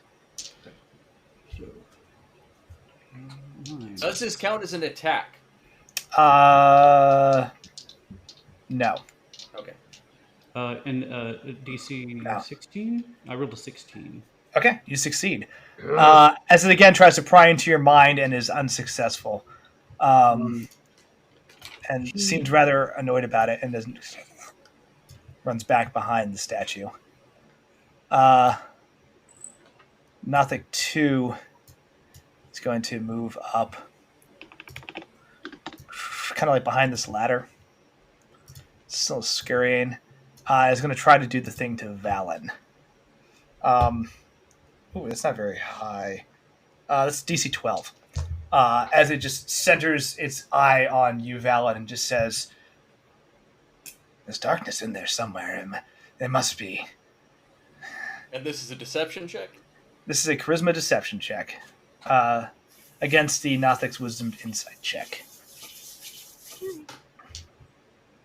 not bad. What was the DC? It is 11. I got a 14. Oh, thank God. Okay, cool. Yeah, it tries to pry again deeper into your mind, and you shut it down, and it just like makes a pouting noise and scampers back behind the ladder. And hey, the last one's also just going to try and pry info. Getting lucky with these rolls. Doesn't even have to move. It's going to just actually it will for flavor because that's fun. Like. No, it won't. It'll just like hop up in the little balcony area here and be like, more, and like try and pry more from Odette. From Itzel. That's a DC 13 charisma deception. Okay. Wish me luck. Such shame, such sorrow. It likes it. I do not make it. because I don't have. Yeah. So no, that's a fail. You feel it leafing through your mind again, like looking for other moments of just like shame, sadness, things that you secretly keep to yourself, and like that keep you up at night. Yep. Yeah. The Itzel and her like order, for lack of a better word, one of the things that they do is help like shepherd people in effectively what would be like hospice as they like make their transition to the next life. And yeah, it is terrible some of the time. So she has some of those memories of like people that were scared or in so much pain that it was like particularly difficult. Um, the ones that are not ready to rest or not ready to go or like alone. Mm-hmm. Those memories would be. Yeah.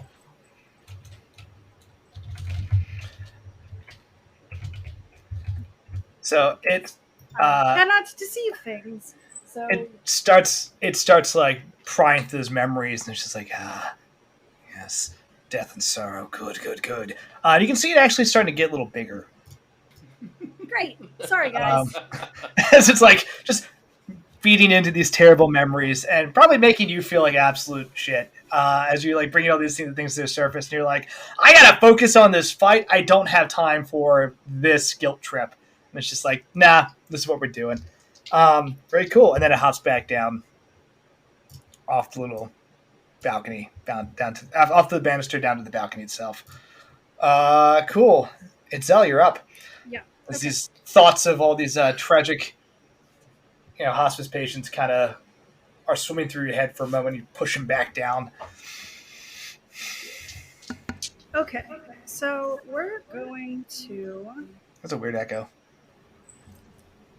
Oh, sorry. Maybe me. I have a cavernous room. Is it me? Oh, no, it was coming from Itzel. Oh, it stopped.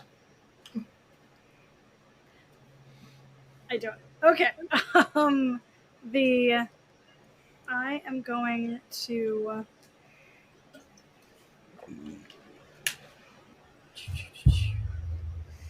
Let's hit it with some stuff, and then we'll.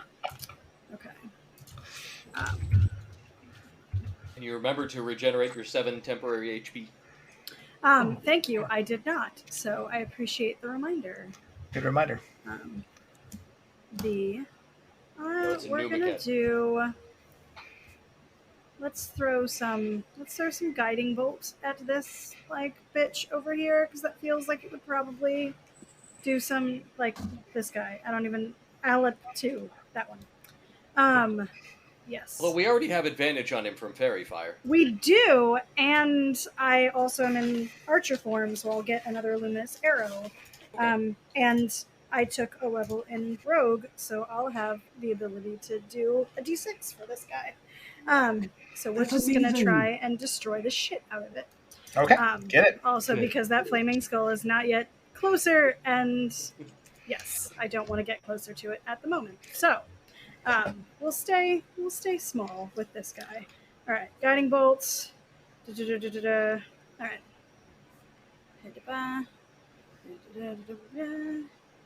Oh, well, that would just gross. Yeah, that's not going to hit it. Oh, I mean, well, maybe. Unlikely, though. 11 is not going to hit it, so probably. No. But you have advantage. You do have advantage. I do have advantage. This is important. Mm-hmm. I knew that. I pointed that out, and I still forgot it when I did. It was your spell. Okay, I know. I'm sorry. All right, but 18 probably does. Oh yeah, 18 definitely hits Okay, it. so 18 will hit it. Fantastic. Yes, and that means it's gonna get some d6s. Yeah. All right, 18 points of radiant damage on that guy. Woof. Voice. All right. And well, we're not done. Another 2 because I had advantage on it. So 20 points that way. Okay. All right. I'm assuming it's still up? It's still up, but it looks upset. Great. So since I'm in Archer form, let's hit it with that luminous arrow, which is another attack. So hold on, let's see if we actually hit it. 16 plus 8, so Yep. probably, yeah, 20. Okay. Did you roll with advantage? You might get a crit. You might. Go for it. I did not. It was a 19. So Okay. Fire away. Okay, it's only 3 damage with Okay. the radiant arrow. Oh no, I'm sorry. I take it back. I didn't add things. 11. Excuse me. Oh, heck, that's a lot more. Okay. It looks badly hurt as you tear into it with just like just waves of radiant. Beam after stuff. beam of light right now is these like shooting stars coming out of her palms at the dark thing, because light probably hurts it. It does not like any of this. Yes. Anything else? Well, do I want to move? Let us. You know what? I just want to be away from the Nothics, so let me go over here. Oh man! All right, cool. Good move. Good move. They've tried twice so far already from me. That's all you get, bitches. We're not playing like Truth or Dare in a sleepover when we're 13. This is all you get. Fair. Cool. Okay. The flying flaming skull's gonna move. Yeah. So. Yay! And you move towards the skull. I did? Yep. It just flies over the table. Because he had to measure whether or not it was going to be able to hit me. Yeah. Yeah, that's the one. Flies over it looks at you. Itzel. Yep. And says,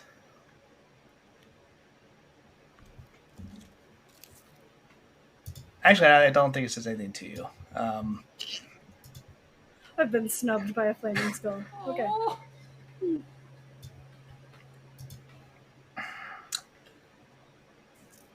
It reeks out towards Odette. I am here as a representative, as the rightful master of this book. Surrender or die immediately. We will do nothing of the sort. You can see we are very powerful and we are united. Come at us if you will, if you wish to die. Joke's on you, I'm already dead. And the power around this thing starts to form, and you see just bolts of necrotic energy coming off of it as its mouth kind of like unhinges, and it just bursts out. What a good move for you moving. A necrotic-based fireball in your direction. I am not close to other people. Yay! Okay. Which actually will hits the Aleph. The Aleph doesn't give a shit. The Nothic, however, might die. Good. It's awful. You said based on Odette, not me, right? So this is going to hit all three of you. It's going to hit Odette, Valen, and Bella. Bella, unfortunately, you failed this saving throw because you were stunned still. And my Among the Dead doesn't qualify in this instance? This is an AoE, so no, unfortunately not. Targeted. Make sure I'm not wrong about that. Let's see. So what I'm hearing is we need to send some heals Bella's way, because I imagine you're... Entirely possible. Automatically fail strength and dex saving throws. Yep. So this is a dexterity saving throw. This is DC...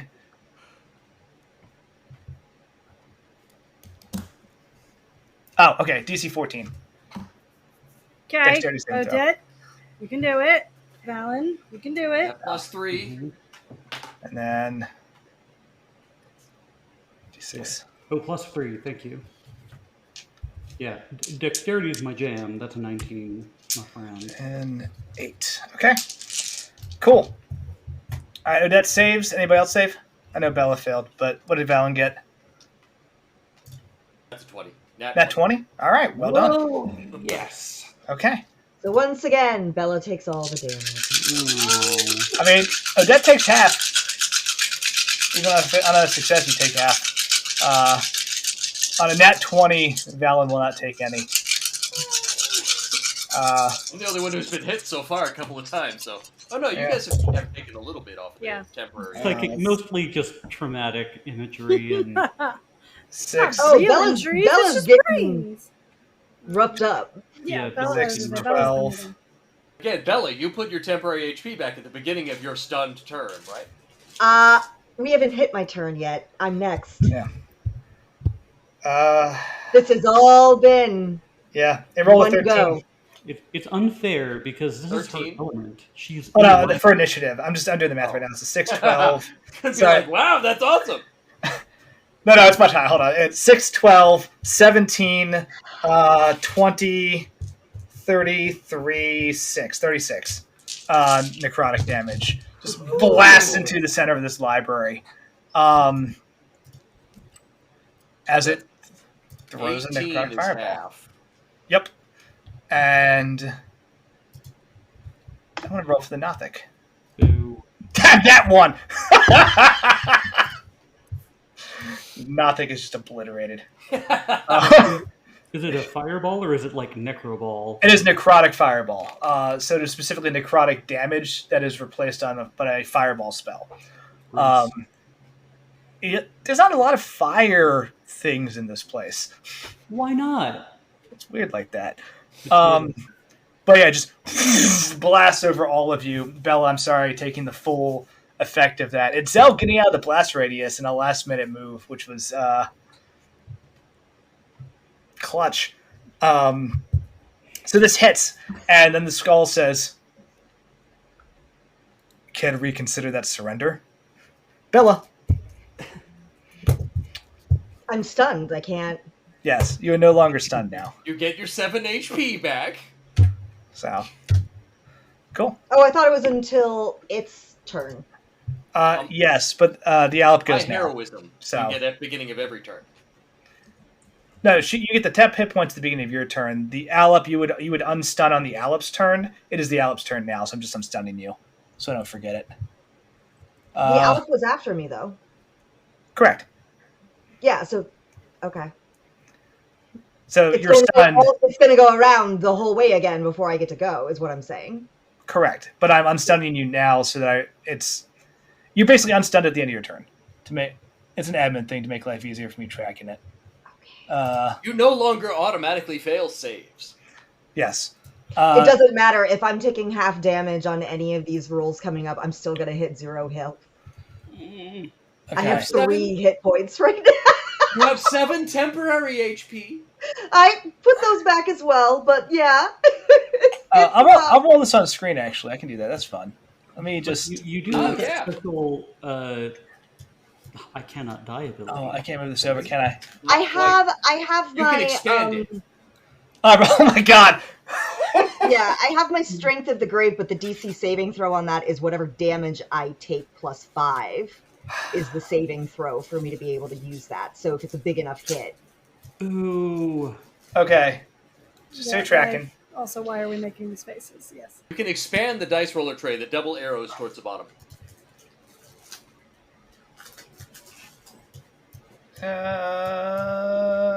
What? Weird. Oh, I see. There you go. Weird. It's still not in... I rolled a 6. Whatever. Alops have an ability that recharges on a 6. So I rolled it to see what it would do, and I recharged on a 6. All right. Recharges it back to full health, or... No, certain monsters have abilities they can only do at certain times, and on their turn they roll to recharge those abilities. This ability recharges on a 6, so that's why I rolled it. Let's see what would happen. Okay. Oh, go away. Go away completely. Thank you. The Alep starts babbling again in insane speech, right? And basically says, "You're all going to die here. Your minds will be eaten by this library. You will not survive. Give up now. There's no hope for you. There's no hope for anyone. No one's getting out alive. You're all going to die. Please make another wisdom saving throw." Yeah. As it starts flipping out. Is it fear-based? No, this is the same weird stun ability that it used last time. You said wisdom? DC 14, please. Bella, you can save. 22.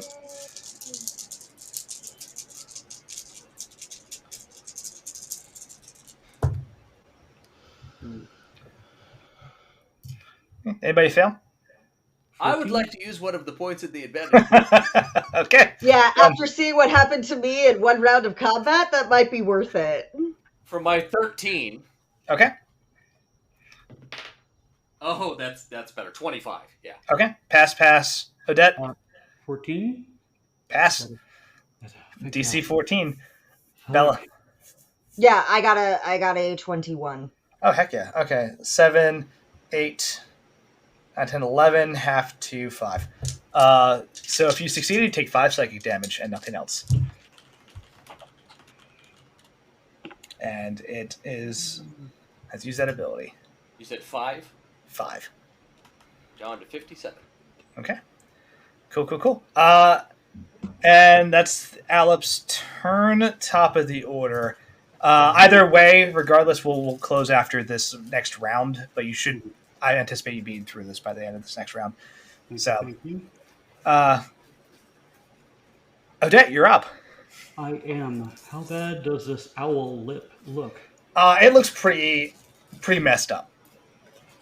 It has definitely not been it's not having a good time. Great. Bella says, I'm sorry, not Bella. You're okay. I mean, Odette. There we go. Change places. Getting tired here. Odette says, if you're able to take out the eye creatures, do it if you can. We should disperse if we can, but let me see if I can take out this creature here. And she does a running leap, and she lands on the table, but takes her javelin and just slams it down into this creature. Hell yeah. Right. And then kick him in the face. Yes.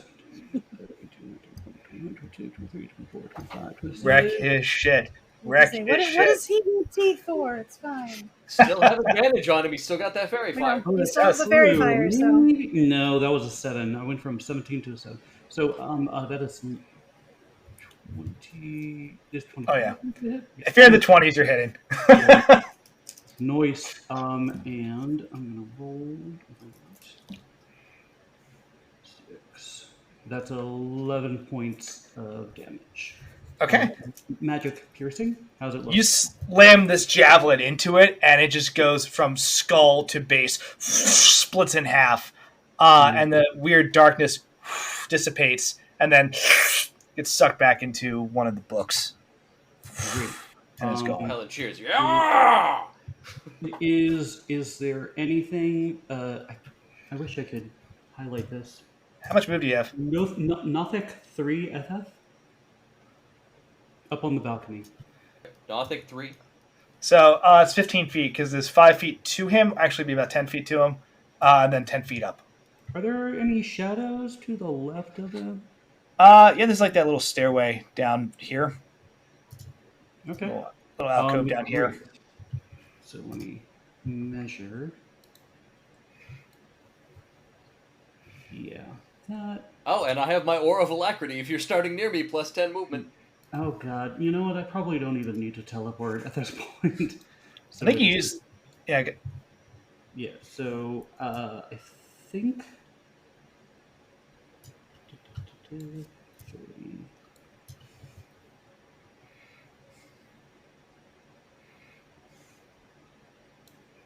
I'm just double checking. Yes. All right. So I can make it. I need to. even with the stuff that I used, I can make it to like right about there. So you just see her like speed run, practically floating, and like just jump up this place. And I attack again. That's a 19 to hit. Oh yeah. All right, and I'm just gonna do my bonus action. So 16 to hit. Oh, 16 also hits. Yes. Yes. All right. So she's going to thwack once with her javelin, and then kick it in the face. Cool. So, oh, not great, but 6 points of piercing, magic piercing, Okay. and then 11 points of magic kicking. So essentially, she just rushes up and like leads with the javelin, and then tries to like hook him toward her, and then kick him back into the balcony. You pull a pretty sweet move where you actually like stab him through with the javelin, rather than actually pulling off a hook, and then in the process, like basically kick him full off, like basically getting a like Elden Ring style. like yeah, like just a piece of meat off of shish kebab, like just goes flying, and just splats onto the ground, dead. See, its green eye just and like weird wisps of energy and strange sounds start coming off of its body as like you just hear like secrets, so many interesting things, words and facts we'd learn that knowledge is hidden, and then they just kind of become absorbed into these strange books on the walls. Okay. Oda just kind of like points out the last one. She's like, "If we can defeat it, but it's like hiding back in the corner." if you can, but we must spread out. And that is the end of my turn. Dope. Good turn. Oh, I get 7 points back, right? Yep. 7 temp HP. So it is not healing. HP. It is just a shield of HP. It's restored. Every little bit counts. Yeah. Yes. We take those. Mm-hmm. Very cool. Okay. Valen, you're up. Valen shouts to Odette, "You want me to get Bella?" The other Nothek? No, Bella. Oh, Bella? Very close to dead. Yes. I'm gonna lay on hands and throw her 20 hit points. Okay. Good save. Yay. What are you at now, Bella? 23. All right. Hell yeah. You doing it. With 2 temporary hit points to spare. Yay! All right, then I'm gonna run out and jump on this table. Stand right. Well, let's see. Let's do some measurement here.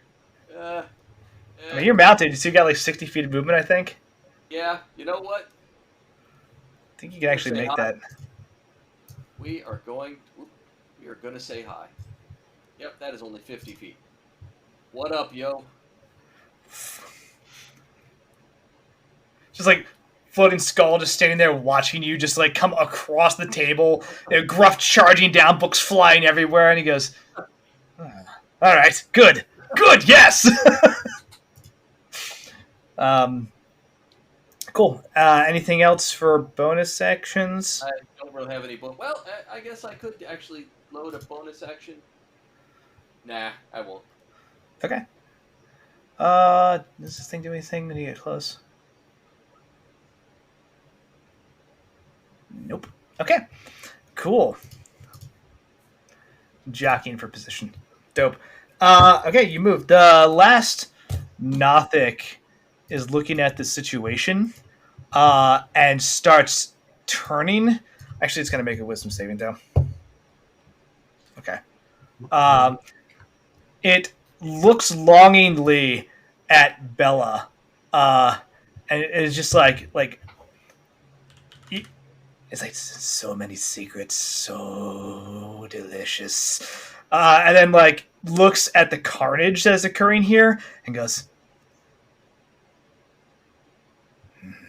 "Must preserve what we know," and starts climbing up into the shelves, and effectively disappears into one of the shelves. Ugh. Right.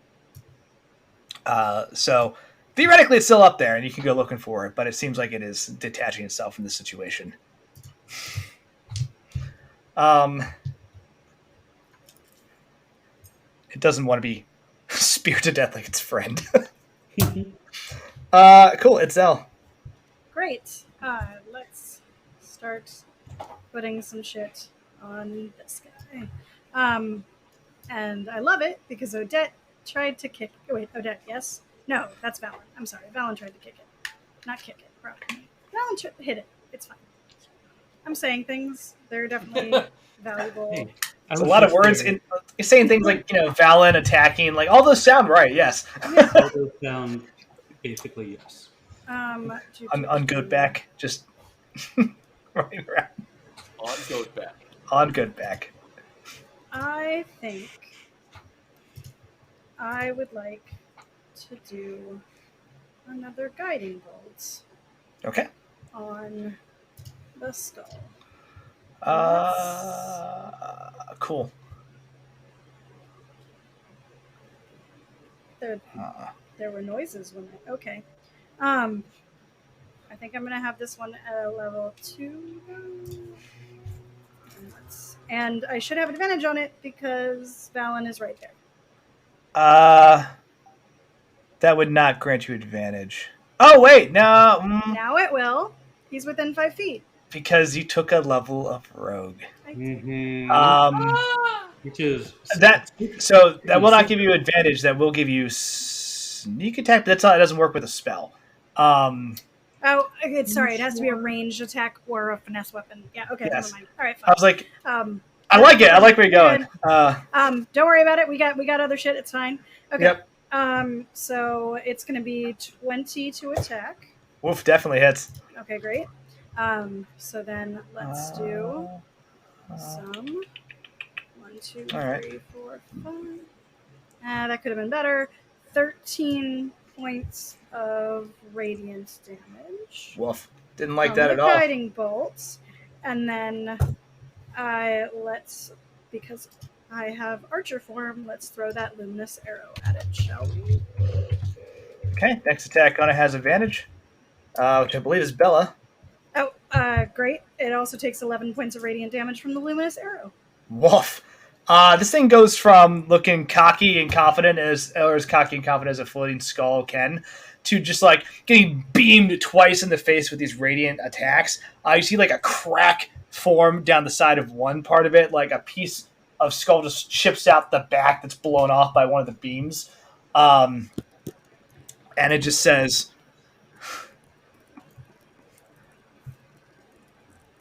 I'll serve my master until my death and my rebirth and my death. You will not be able to stop me. You will not be able to stop him. You could always change your master.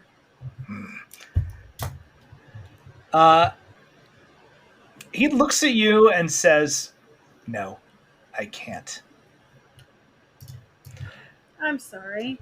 Then you're gonna die. These are your options. And is going to... Can't switch your allegiance. Man, it really doesn't want to be that close to Valen. You didn't get a choice. I should have cast Thundering Smite. I forgot.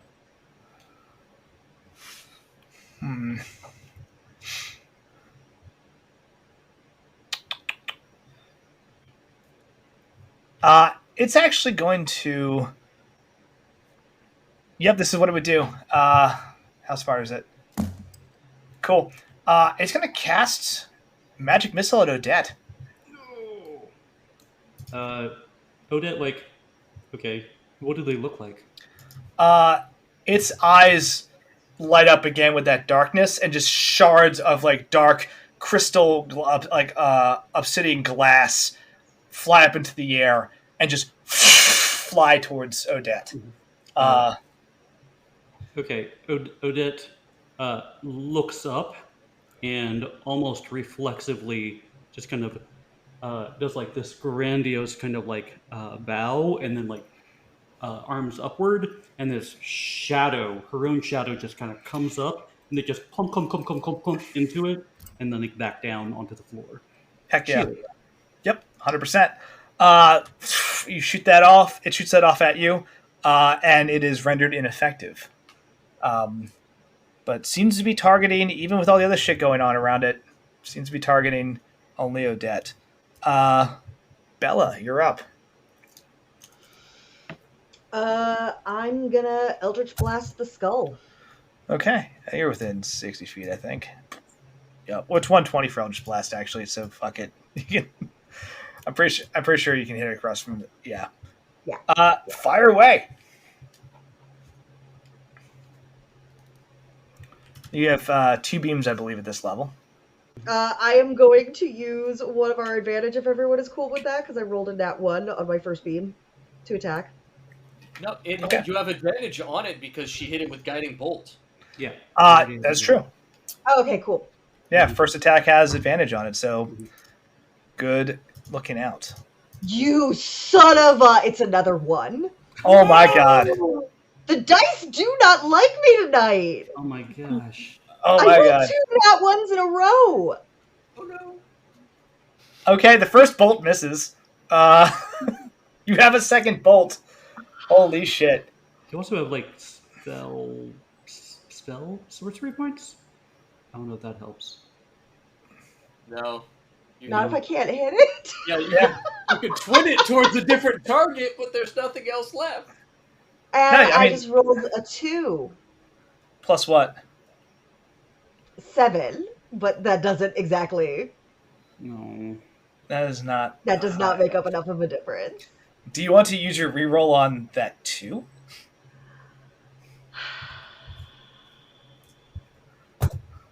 Sure. Did you roll with advantage on that one? No, I don't get to. I only got to roll on advantage on the first one, which I wasted on getting 2 1s. That is brutal. I follow. I'm sorry. You. It's because you've been through some shit. Like, I just rolled another okay. 1. Here's what we're gonna do. Pick up a d20 right now and roll it. Shake it around. Pick up a physical d20 right now and roll it. And tell me the number. Yeah, this is silly. Woo! I don't actually have my physical dice in range. Oh my god. One second. hey, My Google, fancy dice. 20. I can roll my good dice. Oh my That is god. 3 out of 4 1s and a 2. And Oh a my 2. god. I'm just gonna say right now, like if you roll anything, you've run out of them now. I can't bust them. Bella, hold it up to the screen. We'll all blow on it. Okay. Yeah. If you get another one, if you get another one, you're just gonna die. Like, you just cast Eldritch Blast and explode yourself. Like that's what happens. Yeah. What'd you roll? 3. Oh my god. I'm cursed tonight. I'm cursed. No. I am just cursed. I got another for you. It's fine. You were already really generous to be like, we're just gonna ignore all of that and let you just roll again. No, the dice have decided. The dice said, you know what? You should sit this one out, honey. Just Woof. My dude here has an. Bella crawls under the table. You guys got this. My dude has an AC of 13 and 8 fucking hit points right now. Jeez. Oh man. Okay. I'm gonna ask Valen just to take an attack, please. Just put this whole escapade out of its misery, please. that's 19. Okay.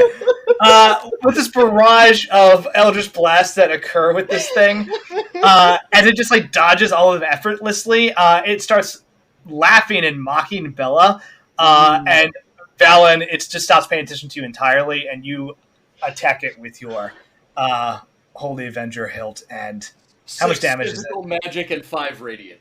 Okay, it is more than enough to drop this thing as the skull just shatters into dozens of pieces. Like a baseball bat. Yep. Oh, look, candy! And the eyes just look one last time at Odette, and go out. Right.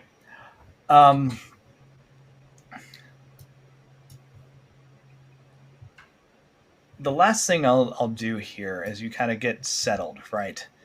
You can see this door down here is wide open, taking you to another area somewhere in the library, right? This one is still closed and locked.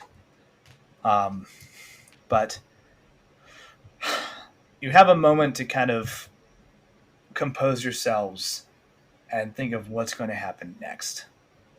Right? You realize that there's way more depth to this place than perhaps you anticipated. So that will kind of wrap the session there. So well done, everyone. Bella, sorry about your bad luck. You're still alive.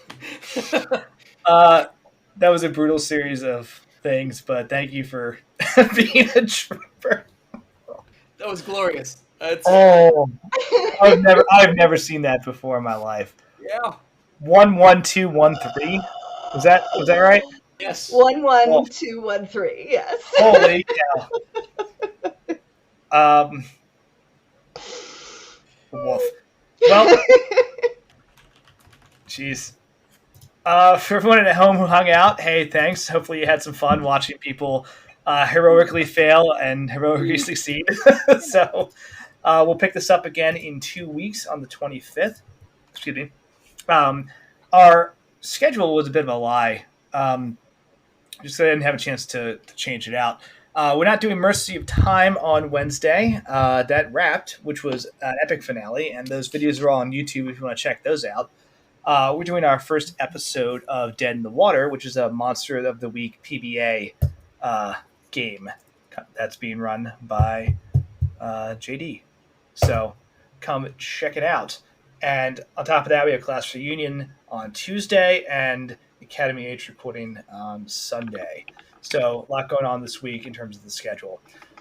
You can keep up with all that, and conveniently it's already in the chat for all of our social media pages. You can also join our Discord and just come hang and vibe, talk about whatever, share character art, post pictures of doggos and all that good stuff. That's mostly what I do. And just get updates on what we're doing. It's pet pictures, tattoos, and food. That's Yep. It's all pretty accurate. With that said, if you donated tonight, thank you. It's all going towards International Rescue Committee, right? We talked about that earlier. We'll put the donation link back up there again. We'll have to get some more donations going because it's a good cause, and also we burned a lot of advantage tonight. Went from 7 to 3, so we can use that back. And we're so close to a quarter of the way there. Yeah, we're close to our quarter goal, which is great. So thank you for everyone who donated already, and just keep up the good work, right? Any parting thoughts before we head out? The dice are traitors. Dice are terrible. We're going to be They don't love you anymore. Oof. What did I ever do to Oliver them? Well, that was rough. That was very rough. But such as it is, right? Well, thank y'all for hanging with us. And unless anybody has anything else, we'll see you in 2 weeks. Cool. All right. Have a good one, everybody. Goodbye. Thanks for watching.